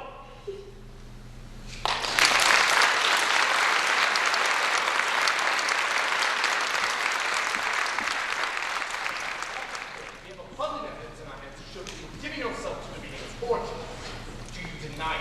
I am innocent to a witch. I know not what a witch is. How do you know then that you are not a witch? If I were, I would know it. Why do you hurt these children? I do not hurt them. I scorn it. I have evidence for the court. You will keep your Thomas Putnam is reaching out for land. Remove that man, Marshal. They're hearing lies, lies. Rest in Excellency. I have evidence. Why will you not hear my evidence? Hands off me, damn you, let me go. Giles! Out of my way here, I've written evidence. Cannot go in there, Giles. This is a court. Pray you, sir, be calm a moment. You, Mr. Hale, go in there and demand I speak. A moment, sir, a moment. You'll be making my wife. How dare you come roaring to this court? Are you gone daft, Maury? You're not a Boston judge yet, Hawthorne. You'll not call me daft. Who is this man? Giles Corey, sir. And Lord, I am not your question. I'm old enough to answer it. My name is Corey, Sir Giles Corey. I have 600 acre and timber in addition. It is my wife you'd be condemning now. And how do you imagine to help her cause with such a contemptuous riot? Now be gone. Your old age alone keeps you out of jail for this. Though be telling lies about my wife, sir, do you take it upon yourself to determine when this court shall believe and what it shall set aside? Your Excellency, we mean no disrespect. Disrespect indeed. It is disruption, mister. This is the highest court and the supreme government of this province. Do you know it? Your Excellency, I only send my wife to reading books, and they come and take her out of my house. Books? What books? It is my third wife, sir. I never had no wife to be so taken with books. And I thought to find the cause of it, you see. But it were no witch I blamed her for. I have broken charity with the woman. I have broken Your charity. Excellency, He claims hard evidence for his wife's defense. I think in all justice, Then let him submit his evidence in proper affidavit. You are certainly aware of our procedure here, Mr. Hale. Clear this room. Come now, Giles. We are desperate, sir. We come here 3 days now and cannot be heard. Who is this? Francis Nurse, Your Excellency. His wife's Rebecca. They were condemned this morning. Indeed. I'm amazed to find you in such uproar. I've only heard good report of your character, Mr. Nurse. I think they must both be arrested for contempt, sir. Let you write your plea, and in due time I will... Excellency, we have proof for your eyes. God forbid you shut them to it. The girls, sir, the girls are frauds. What's that? We have proof of it, sir. They're all deceiving you. This is contempt, sir. Contempt. Peace, Sir Chopper. Do you know who I am, Mr. Nurse? I surely do, sir, and I think you must be a wise judge to be what you are. And do you know that near to 400 are in the jails, from Marblehead to Lynn, and upon my signature? And 72 condemned to hang by that signature? Excellency, I never thought to say it to such a weighty judge, but you are deceived. Mary Warren, what are you about? You should speak with the deputy governor. Did you not tell me Mary Warren were sick in bed? She were, Your Honor. When I go to fetch her report last week, she said she was sick. She has been striving with her soul all week, sir. She comes down to tell the truth of this to you. Who is this? Joan Proctor, sir. Elizabeth Proctor is my wife. Beware this man, sir. This man is I mischief. think you must hear the girl, sir. She Peace. What would you tell us, Mary Warren? that she never saw no spirits, sir. Never saw no spirits? She has signed a deposition, sir. No, I accept no definitions. Tell me, Mr. Proctor, have you given out this story in the village? We have not. They've come to overthrow the court, sir. Pray you, Mr. Paris. Do you understand, Mr. Proctor, that the entire contention of the state in these trials is that the voice of heaven is speaking through the children? I know it, sir. And you, Mary Warren, how came you to cry out people for sending their spirits against you? It were pretense, sir. I cannot hear you. It were pretense, she says. And the other girls? Susanna Walcott and the others, they are also pretending? Aye, sir. Indeed. Surely your excellency will not let so vile a lie be spread in an open court. Indeed not. But it strike hard upon me that she would dare come here with such a tale. Now, Mr. Proctor, before I decide whether I shall hear you or not, it is my duty to tell you this. We burn a hot fire here. It melts down all concealment. I know it, sir. Let me continue. I understand well a husband's tenderness may drive him to extravagance in defense of a wife. But are you certain in your conscience, mister, that your evidence is the truth? It is. You will surely know it. And you thought to declare this revelation in the open court before the public? I thought I would. With your permission. Now, what is your purpose in so doing? Why, I would free my wife, sir. There lurks nowhere in your heart, nor hidden in your spirit, any desire to undermine this court. Why, no, sir. Your Excellency, Mr. Chief, I think it be my duty, sir. You'll not deny it. When I come to take his wife, he damned the court and ripped your board. now you have it. He did that, Mr. Hale? Aye, he did. It were a temper, sir. I knew not what I did. Mr. Proctor, Aye, sir. have you ever seen the devil? No, sir. So you are in all respects a gospel Christian? I am, sir. Such a Christian that will not come to church but once in a month. Not come to church. I have no love for Mr. Paris. It is no secret. But God I surely love. He plowed on Sunday, sir. Plow on Sunday? I think it be evidence, John. I am official of the court. I cannot keep it. I have once or twice plowed on Sunday. I have 3 children, and until last year my land gave little. You'll find other Christians that do plow on Sundays, sir, if the truth you know. Your Excellency, I cannot think you may judge the man on such I evidence. judge nothing. I tell you straight, mister. I have seen marvels in this court. I have seen people choked before my eyes by spirits. I have seen them stuck by pins and slashed by daggers, and I have, until this moment, not the slightest reason to suspect that these children might be deceiving me. Do you understand my meaning? Excellency, does it not strike upon you that so many of these women have lived so long with such upright Do reputation? you read the gospel? I read. The gospel? I think not. For you should surely know that Cain were an upright man, and yet he did kill Abel. Aye, God tells us that. But who tells us Rebecca Nurse murdered 7 babies by sending out her spirit on them? It is the children only, and this one swears she lied to you.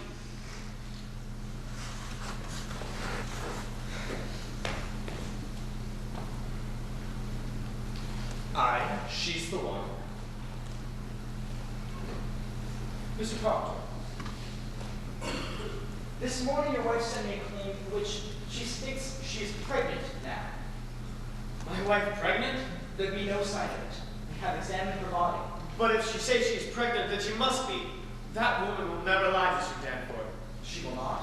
Never, sir, never. You have thought it too convenient to be credited. However, if I should tell you, I will allow her to be kept alone. And if she can show her natural signs, you will have her living yet another year. What say you to that? Come now, you say your only purpose is to save your wife. Good then, she has saved at least a year, and a year is long. What say you? It is done now. You drop this charge. I think I cannot.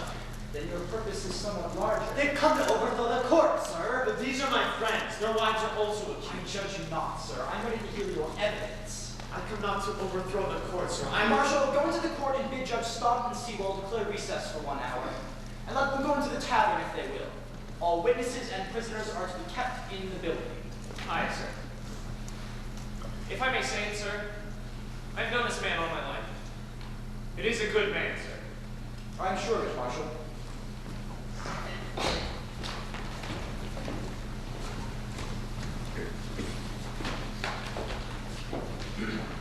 Now then, Mr. Proctor, what deposition do you have for us?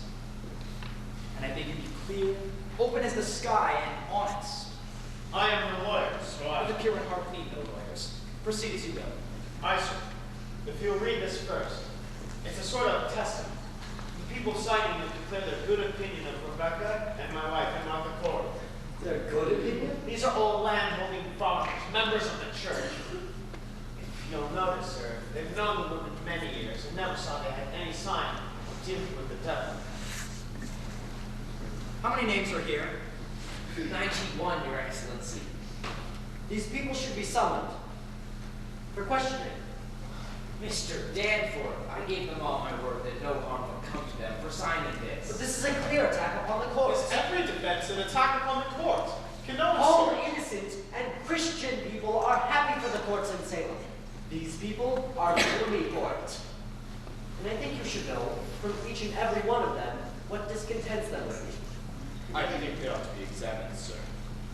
It is not necessarily an attack, I think. These Yes, are all covenanted Christians, sir. then I am sure they may have nothing to fear. Mr. Cheever, have warrants drawn for all of these. Arrest for examination. Now, sir, what other information do you have for us? You may say it, Mr. Nurse. I have brought trouble on these people. I have brought No, trouble. sir. You have not hurt these people if they are of good conscience. But you must understand that a person is either with this court or they must be counted against it. There is no road between. This is a sharp time now, a precise time. We live no longer in the dusky afternoon when evil mixed itself with good and befuddled the world. Now, by God's grace, the shining sun is up, and them that fear not light will surely praise it. I hope you will be one of those. She's not hearty, I see. No, she is not. Now remember the angel Raphael, what he said to the bunch of eyes. Remember it. Do that which is good, and no harm shall come to thee. I... Come, men, we wait you. John, my deposition, give him mine. Aye. This is Mr. Corey's deposition. What lawyer do this, Corey? You know I never hired a lawyer in my life, Hawthorne. It is very well phrased. My compliments. Mr. Paris, if Mr. Putnam is in the court, will you bring him in?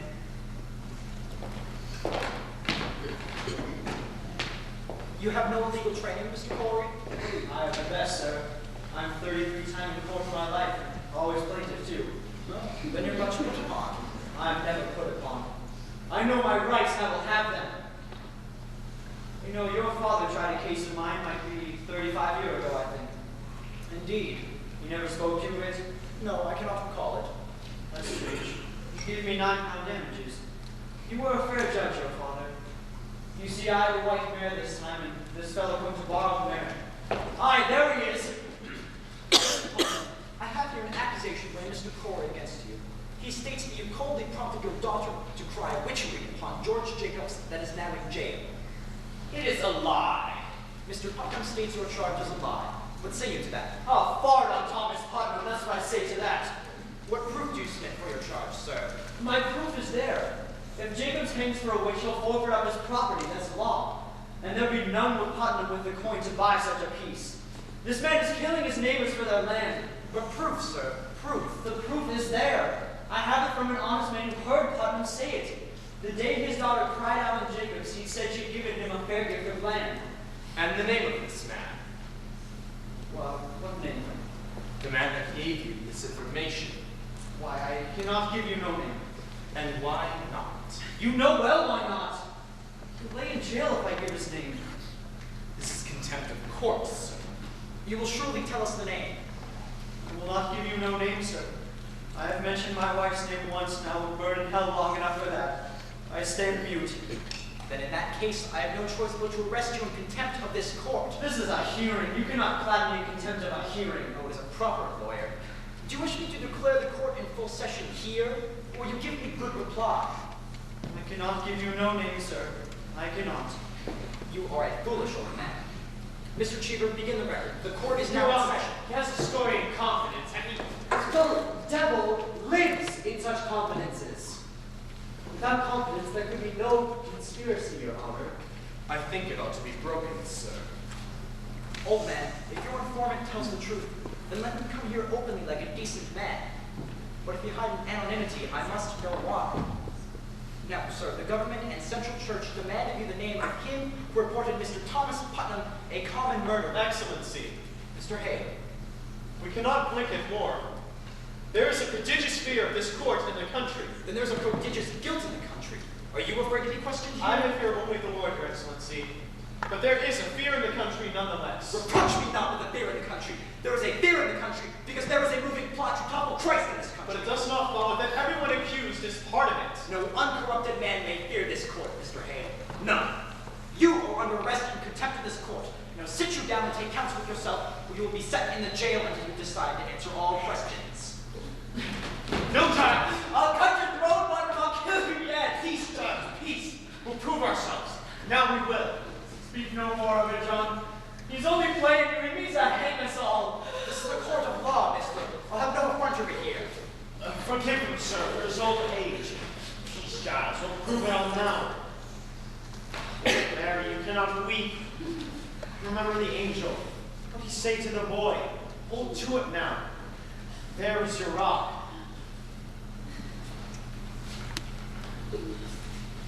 This is Mary Warren's deposition. I would have you remember, sir, while you read it, that until 2 weeks ago, she were no different than the other children are today. You saw her scream, she howled, she swore familiar spirits tried to choke her. She even testified that Satan, in the form of woman now in jail, tried to win her soul away. And then when she refused... We know all this. Aye, sir. She now swears that she never saw Satan, nor any spirits vague or clear that might have been sent by Satan to hurt her. And she declares her friends are lying. Excellency, a moment. I think this goes to the heart of the matter. It surely does. I cannot say he is an honest man. I know him little, But in all justice, sir, a claim so weighty it cannot be argued by a farmer. I pray you, sir, stop here. Send him home and let him come again with a lawyer. Now look you, Mr. I have signed 72 death warrants. I'm a minister of the Lord, and I dare not take a life without there be proof so immaculate no slightest qualm of conscience may doubt it. Mr. Hale, you surely do not doubt my justice. I have this morning signed away the soul of Rebecca Nurse. I'll not conceal it, Your Excellency. My hand shakes yet as with a wound. I pray you, sir, this argument let lawyers present to you. Mr. Hale, believe me, for men of such terrible learning, you are most bewildered. I hope you will forgive me. But I have been 32 years at the bar, sir, and I should be confounded where I call upon to defend these people. Let you consider now, and I bid you all do likewise. In an ordinary crime, how does one defend the accused? One calls up witnesses to prove his innocence. But witchcraft is ipso facto, on its face, and by its nature, an invisible crime, is it not? Therefore, who can possibly be witness to it? The witch and the victim, none other. Now, we cannot hope the witch will accuse herself, granted. Therefore, we must rely upon her victims. And they do testify. The children surely do testify. As for the witches, none will deny that we are most eager for their confessions. Therefore, what is left for a lawyer to bring out? I think I've made my point, have I not? Aye, Excellency, but he claims that the girls are not truthful, and if they are not, That's sir. precisely what I'm about to consider, sir. What more may you ask of me, unless you doubt my probity? I surely do not, sir. Let you consider it then. And let you put your heart to rest. For deposition, Mr. Proctor.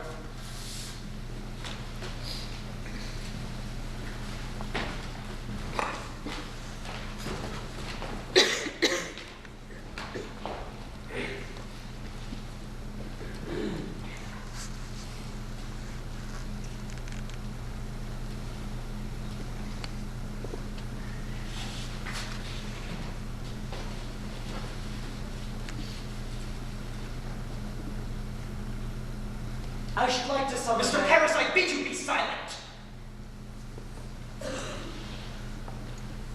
Mr. Cheever, will you go into the court and bring the children here?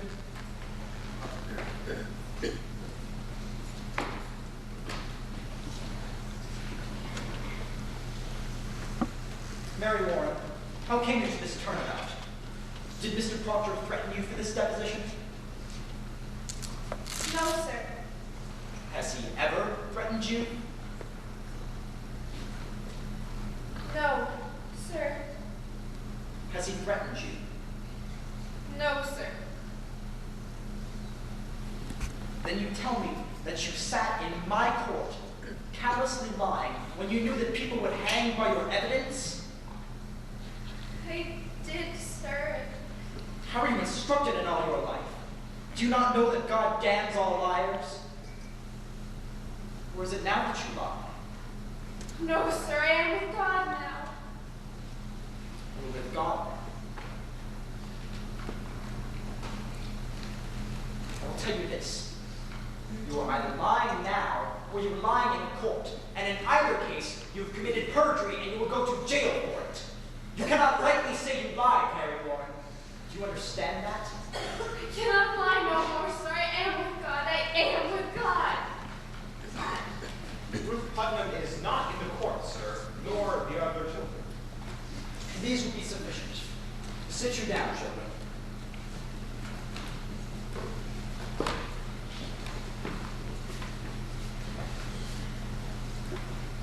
Your friend, Mary Warren, has given us a deposition in which she swears that she never saw familiar spirits, apparitions, nor any manifest of the devil.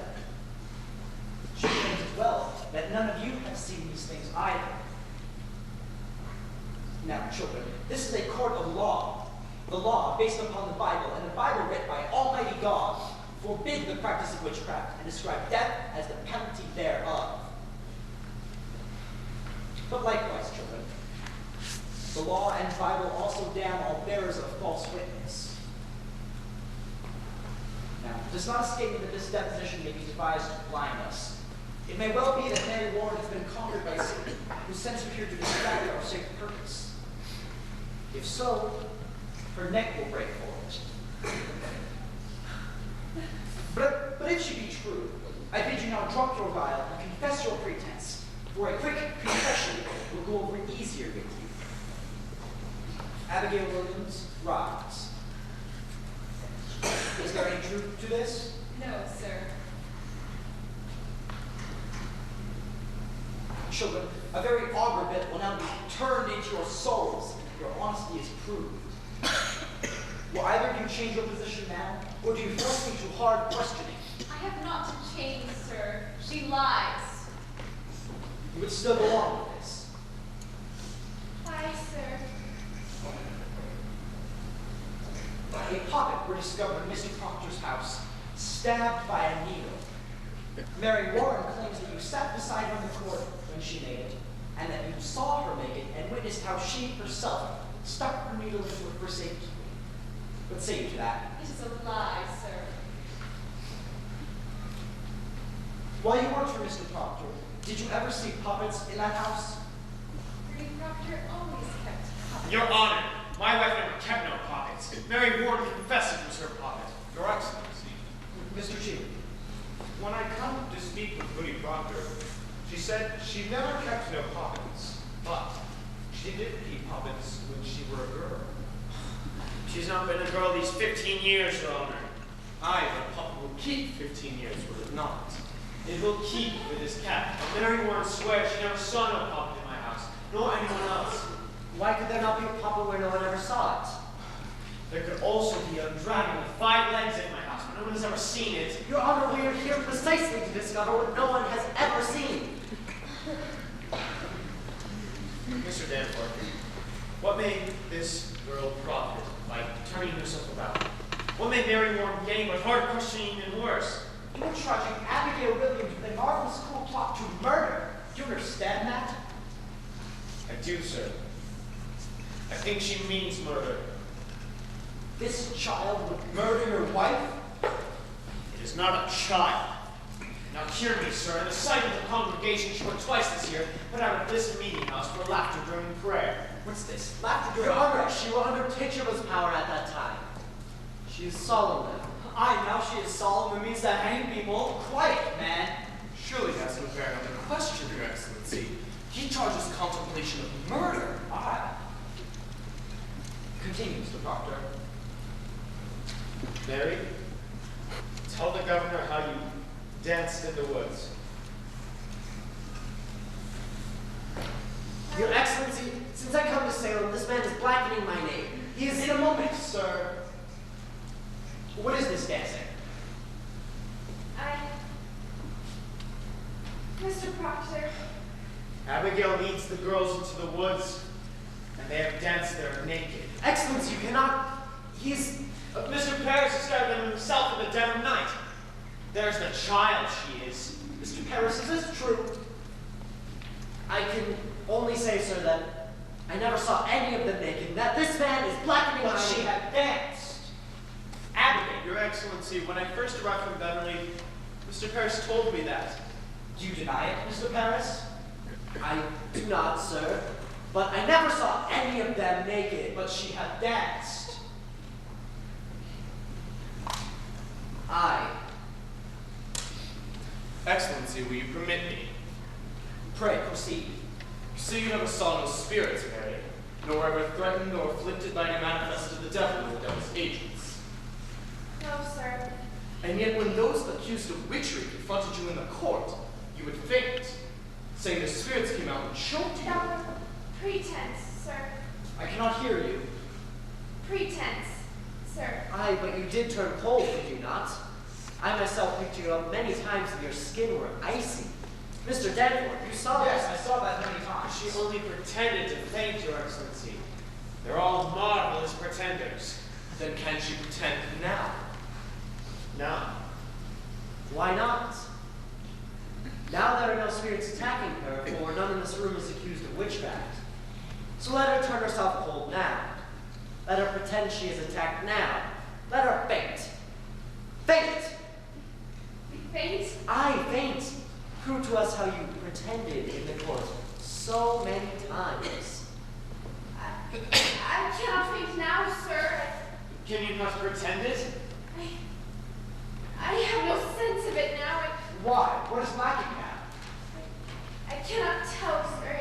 Might it be that here we have no clicking spirits, but in the court there were some?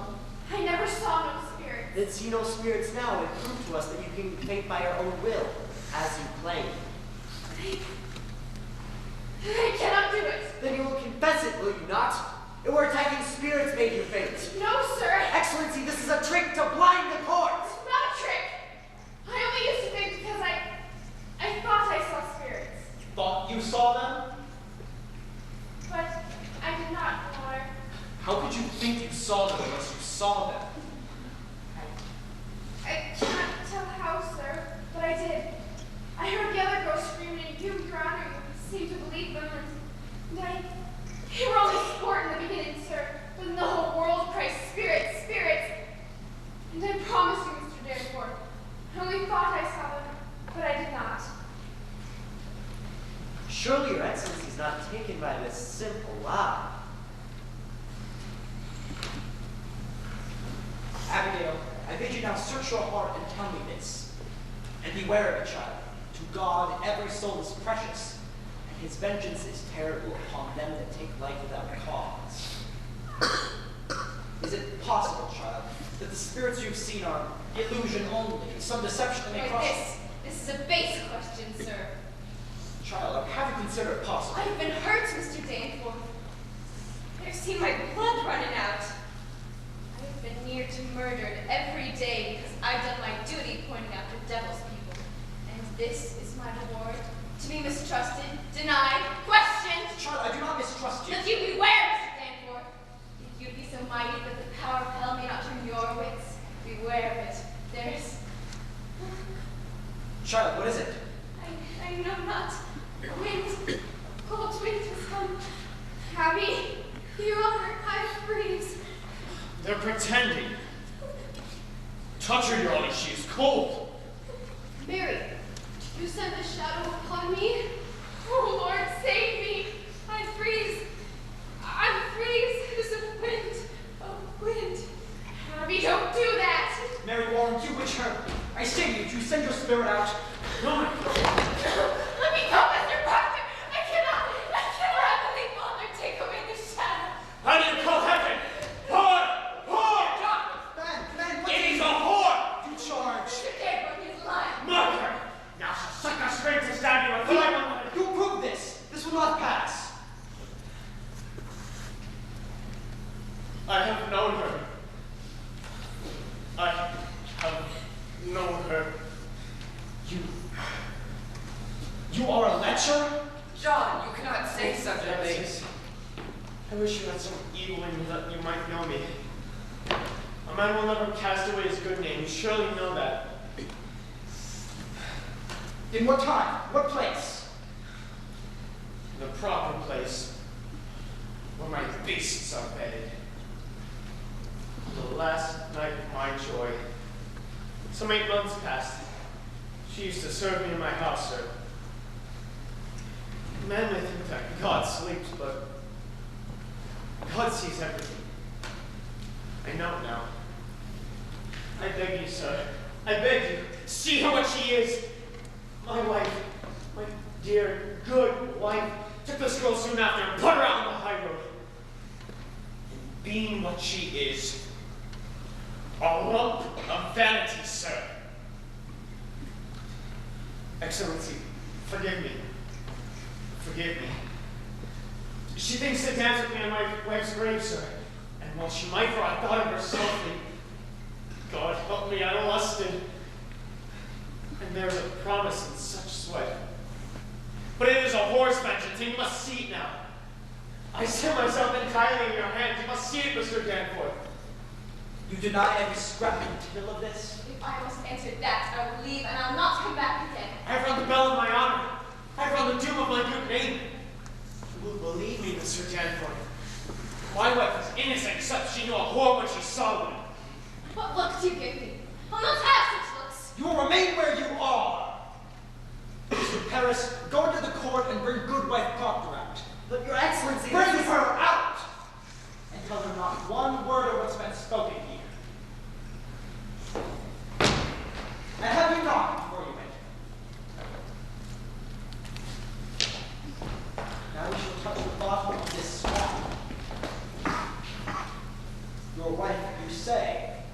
honest woman. In her life, she has never lied. There are them that cannot sing and them that cannot weep. My wife, sir, she cannot lie. I have paid much to learn it. And when she put this girl out of your house, she put her out for a harlot. Aye. And she knew her for a harlot. Aye, sir. She knew her for a harlot. Good then. And if she tell me, child, that it were for harlotry, may God send his mercy unto you. Hold! Turn your back. Turn your back! Do likewise. Now, if neither of you turn to face Goody Proctor, no one in this room is to say one word or raise a single gesture, aye or nay. Enter! Mr. Cheever, you are to report this testimony in all exactness. Are you ready? Aye, sir. Come here. You are to look at me only, not at your husband. In my eyes only. Good, sir. We are given to understand that at one time you dismissed your servant, Abigail Williams. That is true, sir. For what cause did you dismiss her? You will look in my eyes only, not at your husband. The answer is in your name, and you need no help to give it to me. I ask you again, for what cause did you dismiss Abigail Williams? She dissatisfied me and my husband. In what way dissatisfied you? She were Woman, look at me. Were she slovenly, lazy? What disturbance did she cause? Your Honor, in that time I was sick and my husband is a good and righteous man. He is never drunk at Selmar, nor wasted his time at the shovelboard, but always at his work. In my sickness, you see, sir, I was a long time sick after my last baby, and I thought I saw my husband somewhat turning from me. And this girl, Look at me. I, sir, Abigail Williams. What of Abigail Williams? I came to think he fancied her. And so one night I lost my wits. I think I put her out on the high road. Your husband, did he indeed turn from you? My husband is a goodly man, sir. Then he did not turn from He you. Woman, look at me. To your own knowledge, has John Proctor committed the crime of lechery? Answer my question. Is your husband a lecher?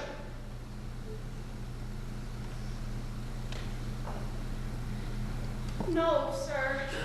Remove her, Marshal. Elizabeth, tell the truth. She has spoken. Remove her. Elizabeth, I have confessed myself. Oh, God! She needs to save my name. I someone see. It is a natural lie to tell. I beg you, call her back before another is condemned.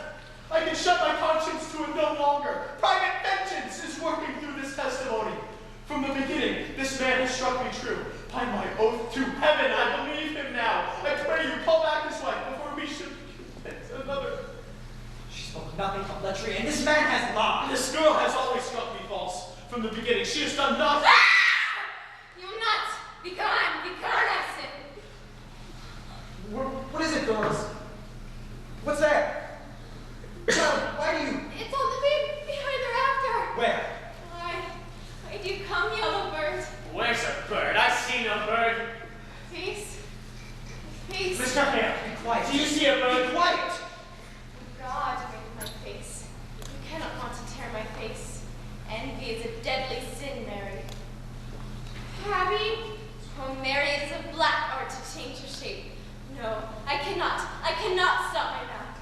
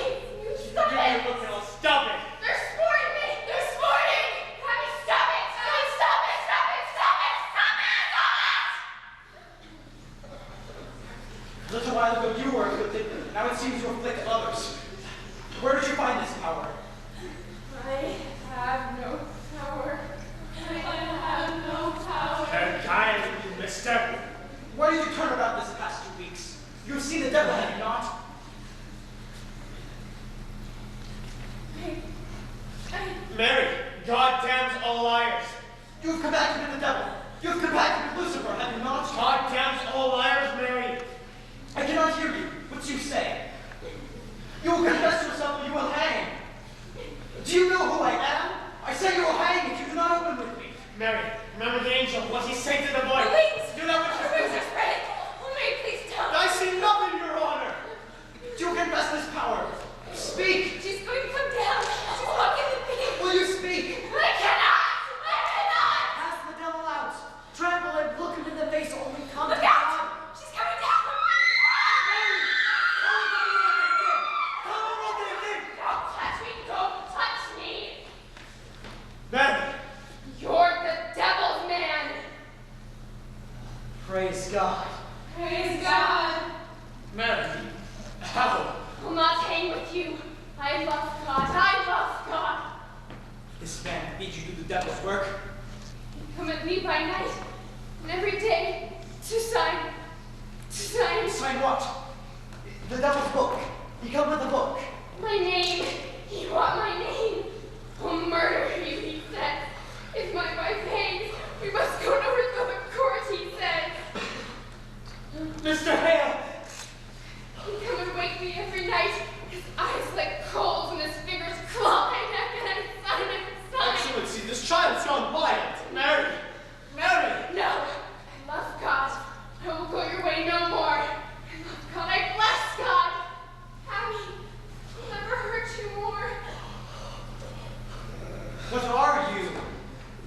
You're combined with Antichrist, are you not? I've seen your power. You will not deny it. Excellency. I will have nothing from you, Mr. Hale. Do you confess yourself befouled with hell, or do you keep that black allegiance yet? What say you? I say God is dead. Hear it. Hear it. Fire. A fire is burning. I hear the boot of Lucifer. I see his filthy face and it is my face. And yours too, Tenforth. For them quail to be men are the victims, as I quail. And as you'll quail now, when you know with all your black arts that this be fraud. God damns our kind especially. And we'll burn. We'll burn together. Marshal, take him and Corey with him to the jail. I denounce these proceedings. Your boy coming down and raising up the whore. I denounce these proceedings. I quit this court. Mr. Hale! Mr. Hale!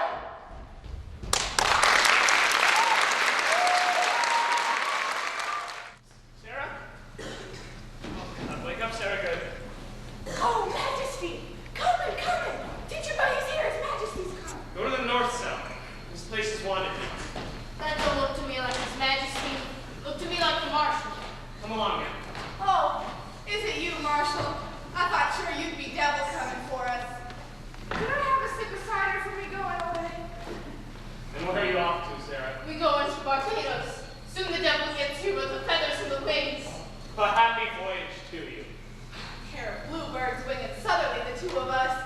Oh, it'd be a grand transformation, Marshal. You best give me that or you'll not rise off the ground. Come on now. I'll speak to him for you if you desire to come along, Marshal. Could not refuse it, Tituba. It is a proper morning to fly in. Oh, it be no hell in Barbados. Devil can be pleasure man in Barbados. Can be singing and dancing in Barbados. It's you folks. You rise from up around here. It be too cold around here for that old boy. But in Barbados, he just as sweet as... Aye, sir. That's him, sir. Majesty, I'm here. The deputy governor's arrived. Whoa, come along now. No, he coming for me. I don't home. Not Satan. Poor old cow with a hat full of milk. Take me home, devil. Take me home. Out with you. Now you tell him I'm going too. You tell him Sarah Good's going too.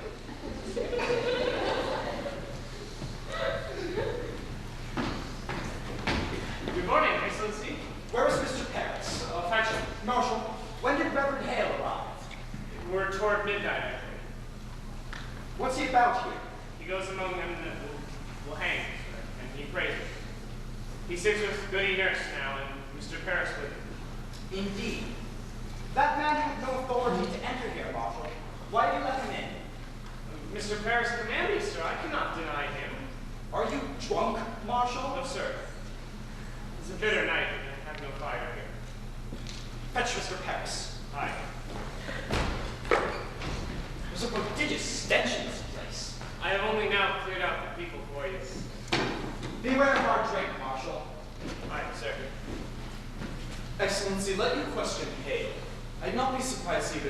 Andover lately. We'll come to that. Speak nothing of Andover. Paris praised him. That's strange. Excellency, I wonder if it would be wise to let him so continuously with the prisoners.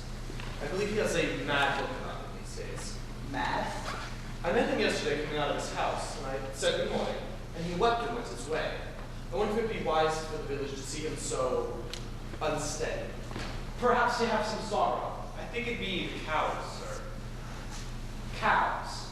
There be many cows who wander in the high roads now that their masters lay in jails.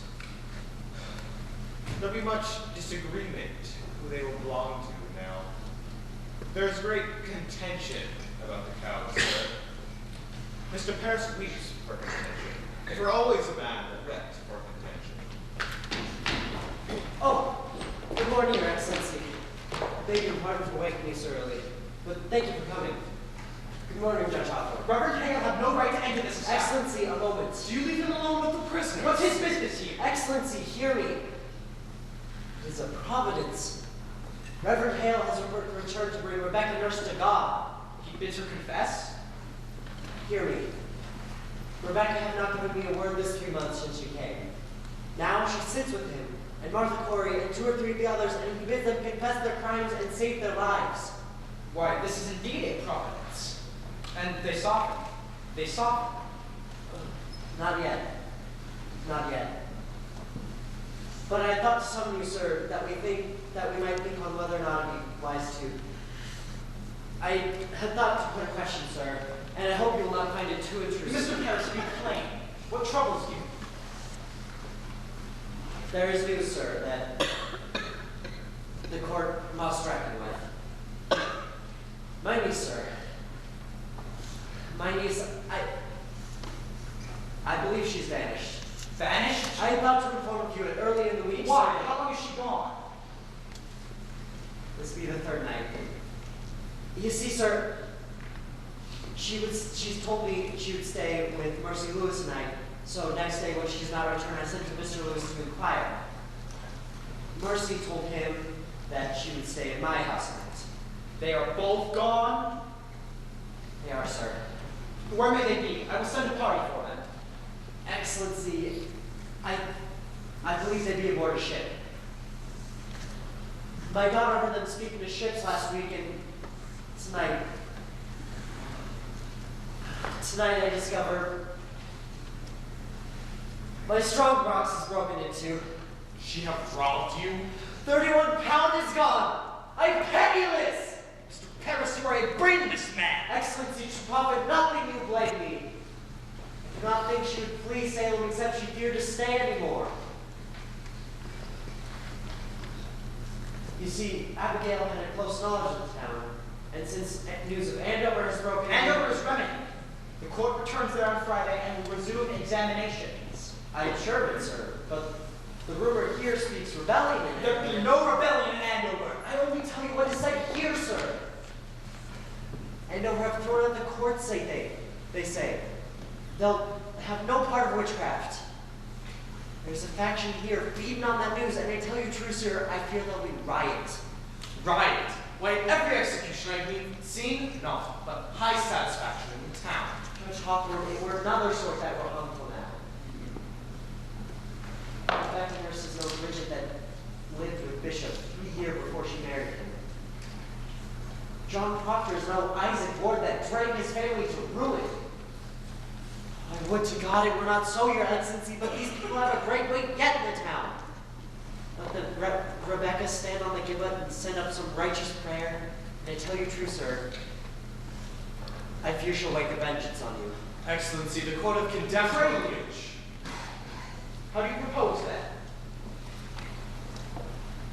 Excellency, I would postpone these hangings for a time. There will be no postponement. Now, Mr. Hale's return, there's hope, I think. For if he can bring even one of these to God, that surely condemns all the others in public's eye. This way, unconfessed and claiming innocence, doubts are multiplied. Many honest people weep for them, and our good purpose is lost in their tears. Give me the list. It cannot be forgot, sir, that when I summoned the congregation for the excommunication of John Proctor, hardly 30 people come to hear it. That speak of discontent, I say. There will be no postponement. But Excellency, there must be postponement. Now, sir, which of these, in your opinion, may be brought to God? I myself will strive with him until dawn. There is not sufficient time until dawn. I shall do my utmost. Now, which of these do you have hope for? Excellency, a dagger. What's that? Tonight, when I open my door to leave my house, a dagger clattered to the ground. You cannot hang the sword. There is danger for me. I dare not stand outside at night. Accept my congratulations, Reverend Hale. We are glad to see you return to your true life. You must pardon them. They will not budge. You misunderstand, sir. I cannot pardon these when your 12 are already hanged for the same crime. It is not just. Rebecca will not confess. Simon is almost up, Your Excellency. I must have more time. Now hear me, and the gallery will sell to no more. I will receive not a single plea for pardon nor postponement. Them that will not confess will hang. 12 are being executed. The names of these 7 are given out, and the village expects to see them die this morning. Postponement now speaks a flattering on my part. Reprieve or pardon must cast doubt upon the guilt of them that died till now. While I speak God's law, I will not crack its voice with whimpering. And if retaliation be your fear, know this. I should hang 10,000 that dare to rise against the law, and an ocean of salt tears could not melt the resolution of these statutes. Now draw yourselves up like men as you are bound by heaven to do. Have you spoken to them all, Mr. Hale? All but Proctor. He is in the dungeon. What's Proctor's way now? He sits like some great bird. You do not know he lived, except he will take food from time to time. His wife must be well on with child by now. She is. What think you, Mr. Paris? You have a closer knowledge of the man. Might your presence soften him? Possible. You have not seen her this 3 months. I should summon her. Is he yet adamant? Has he struck at you again, Marshal? He cannot, sir. He is chained to the wall now. Fetch Goody Proctor to me, and then let you bring him up. Aye. Excellency, if you postpone but a week and publish to the town that you are striving for their confessions, that speak mercy on your part, not faltering. Mr. Hale, as God have not empowered me like Joshua to stop the sun from rising, so I cannot withhold from them the perfection of their If punishment. you think God wills you to raise rebellion, sir, you are mistaken. You have heard rebellion spoken in the town? Orphaned children wander from house to house. Abandoned cattle bellow on the high road. The stink of rotting crops hangs in the air, and the man knows not when the harlot's cry will take his life. And you wonder yet if rebellion spoke. Better you should marvel how they do not burn your province. Mr. Hale, have you preached an Andover this month? Thank God they have no need of me in Andover. You baffle me, sir. Why have you returned here? Why, it's all simple. I come to do the devil's work. I come to counsel Christians they should belie themselves. There is blood on my head. Can you not see there is blood on my head? Hush!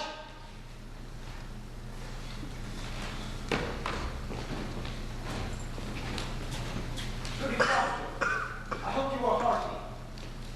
I am yet 6 months before my time. Pray, be at your ease. We have not come for your life.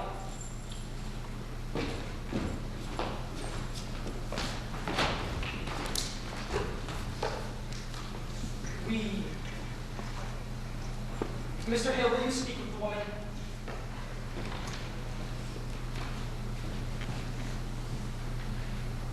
Goody Proctor, your husband is marked to hang this morning.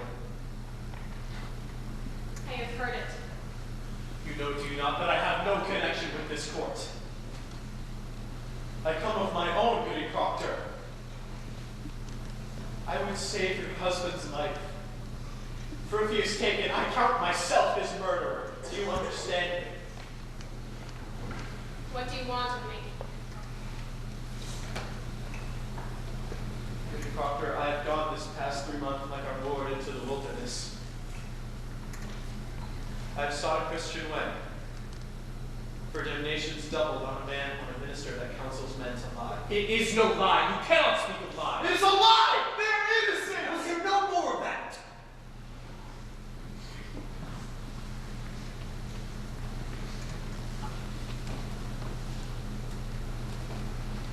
Let you not mistake your duty as I mistook my own. I came to this village like a bridegroom to his beloved, bearing the gifts of high religion. The very crowns of holy law I brought. And what I touched with my right confidence, it died. And where I turned the eye of my great faith, blood flowed. Beware, Goody Proctor. Cleave to no faith where faith brings blood. It is mistaken law that leads you to sacrifice.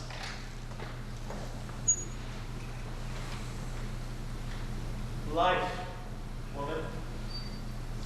Life is God's most precious gift. No principle, however glorious, may justify the taking of it.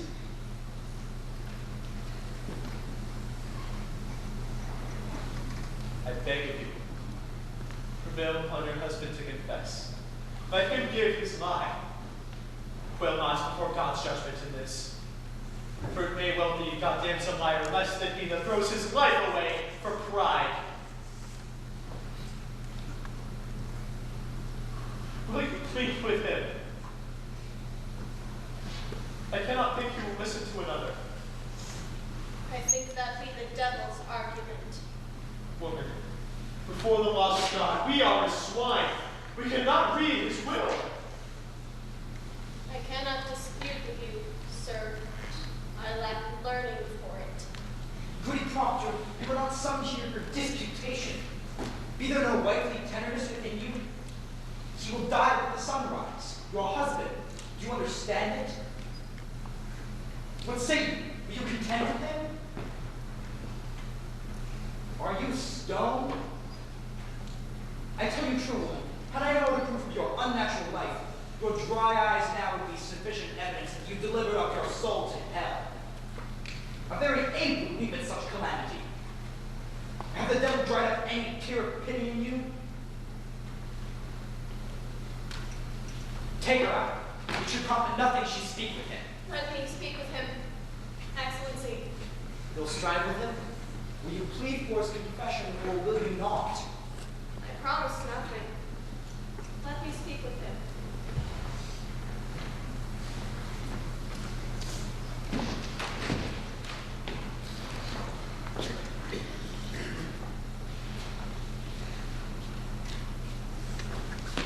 Pray you, Excellency, meet them. Mr. Proctor, you have been notified, have you not? Come, man, there's light in the sky. Let you counsel with your wife, and may God help you turn your back on hell. Excellency, let...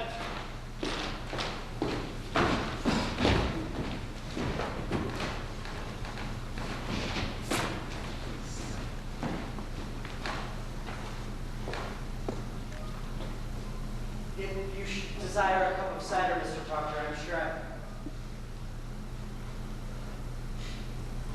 God leads you now.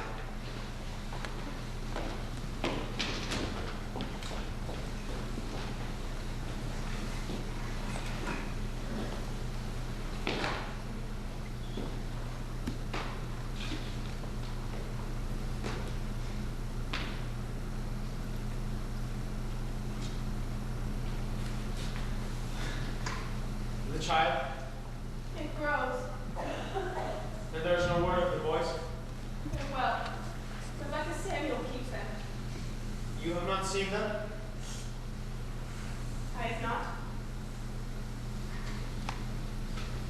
You are a marvel, Elizabeth. You have been tortured.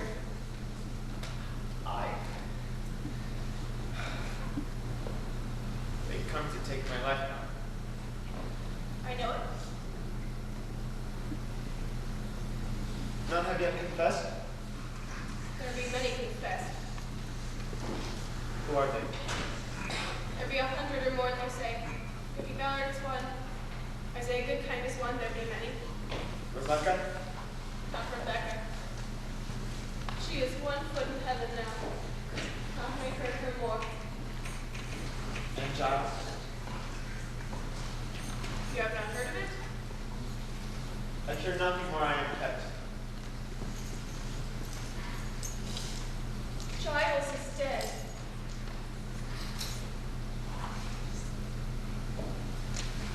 When was he hanged? He were not hanged. He would not answer irony to his indictment, for if he denied the charge, they'd hang him surely and auction out his property, so he stand mute and died a Christian under the law. And so his sons will have the farm. It is the law, for he could not be condemned a wizard without he answered his indictment aye or nay. Then how did he die? They press him, John. Press? Great. Stones they lay upon his body until he plead aye or nay. They say he gives them but 2 words. More weight, he says. And died. Or wait. Aye. You were a fearsome man, Giles Corey.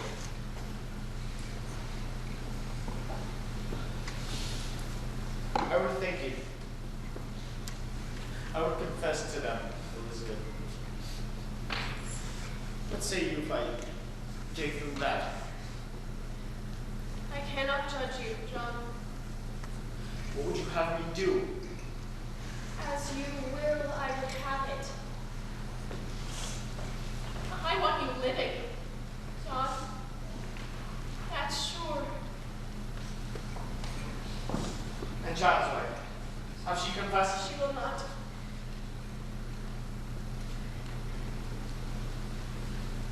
It is pretense, Elizabeth. What is? I cannot mount the gibbet like a saint. It is fraud. I am not that man. My honesty is broke, Elizabeth. I am no good man. Nothing spoiled by giving them this lie that was not wrought long before. Yet you have not confessed till now. There speak goodness in you. Spite only keeps me silent. It is hard to give a lie to such dogs. I would have your forgiveness, Elizabeth. It is not for me to give, I'll John. have you see some honesty in it. Let them that never lie dine out to keep their souls. For me it is pretense of vanity that will not blind God, nor keep my children out of the wind. What say you? John. It come to naught that I should forgive you, if you will not forgive yourself. It is not my soul, John. It is yours. Only be sure of this, for I know it now. Whatever you will do, it is a good man does it. I have read my heart this 3 months, John. I have sins of my own to count. It needs a cold wife to prompt lechery. Enough. Enough. Better you should know I will me. not hear it. I know you. Take my sins upon you, I John. take my own. My own. John.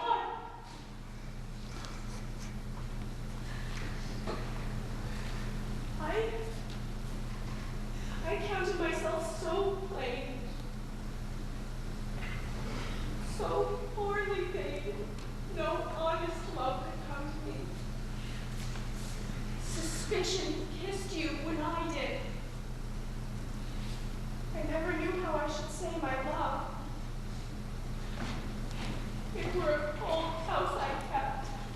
say you, Proctor? The sun is up.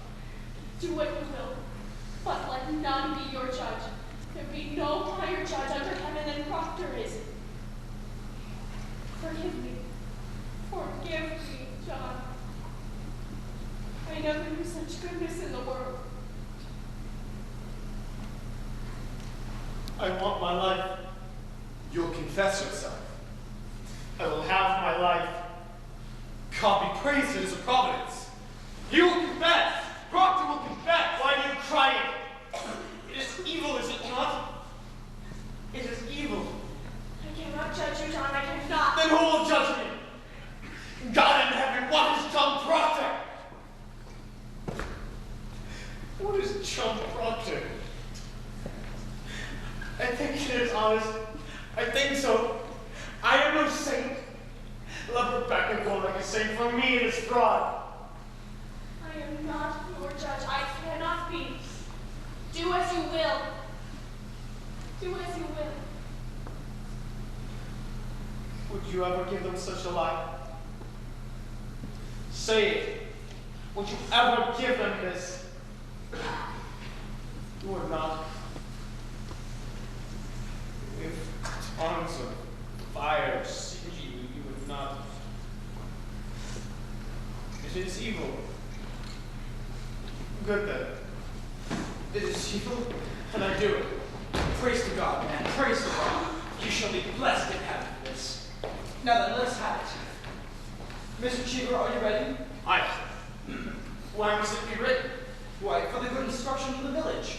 This we shall post upon the church door. Where is the marshal? Marshal, hurry! Now then, mister, will you please speak slowly and directly to the point for Mr. Cheever's sake? Did you ever see the devil in your life, Mr. Proctor? I did.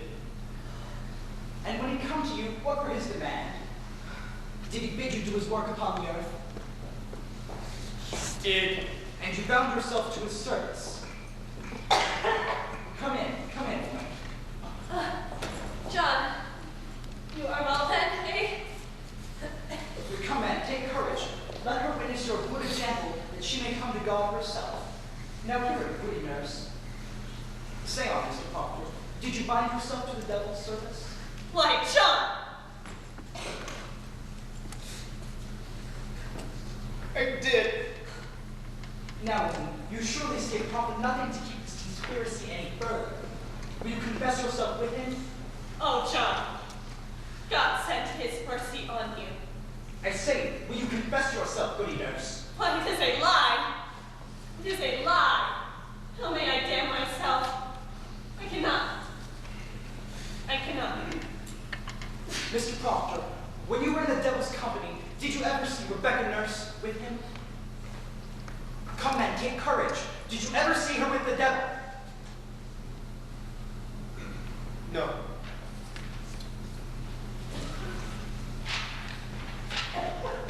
Did you ever see her sister Mary Eastley with the devil? No, I did not. Did you ever see Martha Coley with the devil? I did not. Did you ever see anyone with the devil? I did not. Proctor, you mistake me. I'm not empowered to trade your life for a lie. You have most certainly seen some person with the devil, Mr. Proctor. A score of people have already testified that they saw this woman. Then it is proven. Why must I say it? Why must you say it? Why, you should rejoice to say it if your soul is truly purged of any love for hell. They think to go like saints. I like not to spoil their names. Mr. Proctor, do you think they go like saints? This woman never thought she'd done the devil's work. Look you, sir, I think you mistake your duty here. It matters nothing what she thought. She's convicted of the unnatural murder of children, and you for sending your spirit out upon Mary Warren. Your soul alone is the issue here, mister, and you will prove its weightiness where you cannot live in a Christian country. Will you tell me now what persons conspired with you in the devil's company? To your own knowledge was I face my own sin. I cannot judge another. I have no tongue for it, Excellency. It is enough he confess himself. Let him sign it. Let him sign it! it is a great service, sir. It is yet a weighty name in the town. Let him sign it, sir. The sun is up, Your Excellency. Come then, sign your testimony. Give it to him. Come then, sign it. You have all witnessed it. It is enough. You will not sign it? You have all witnessed it. What more is needed? Do you sport with me? You will sign your name, or it is no confession, mister.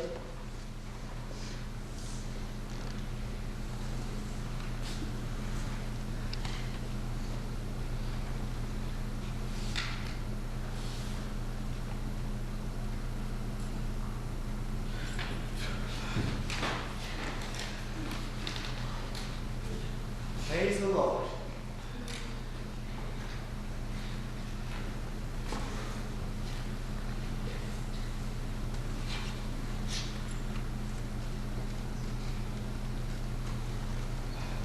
If you please, sir. No, Mr. Proctor, I must have the confession. no. I have signed it. You have seen me. It is done. You have no need for this. But Proctor, the village must have Down the village. I confess to God, and God has seen my name on this. It is enough. No, sir, it is not enough. You came to save my soul, did you not? Here, I have confessed myself. It is enough. You are not confessing. I have confessed myself. Be there no good penance but it be public. God does not need my name nailed upon the church. God sees my name.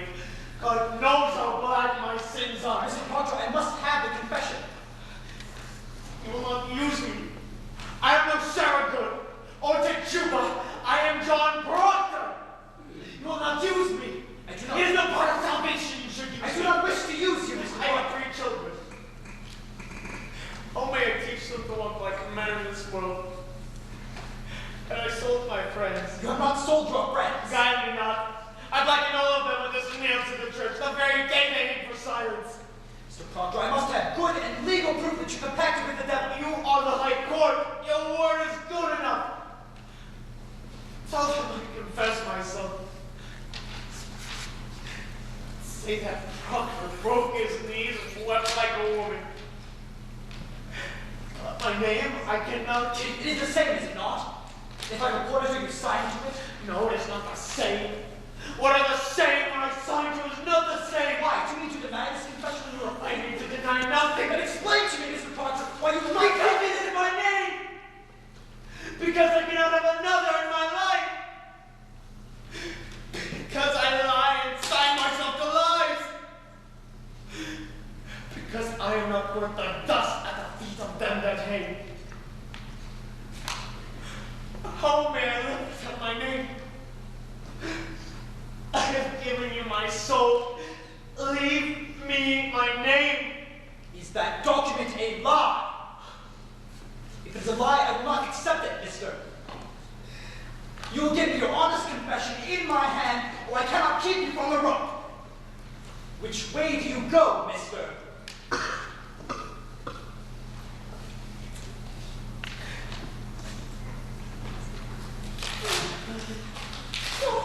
Proctor! Marshal! Proctor! Then you will hang, you cannot! I can, and there's a first marvel that I can. You have done your magic now. Now, I think I see a shred of goodness in John Proctor. Not enough to leave a banner with, but white enough to keep from such dogs. Oh, show no tear. Tears pleasure them. Show honor now. Show a stony heart and sink them with it. Let you fear nothing. Another judgment awaits us. Hang them high into the town! Who waits for these? Waits for corruption!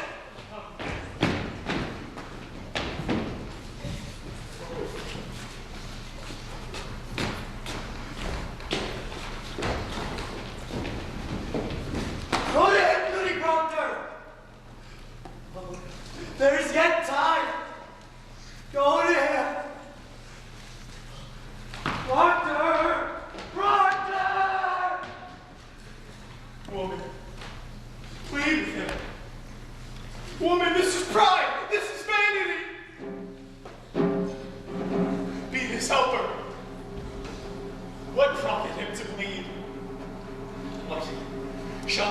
disgrace him.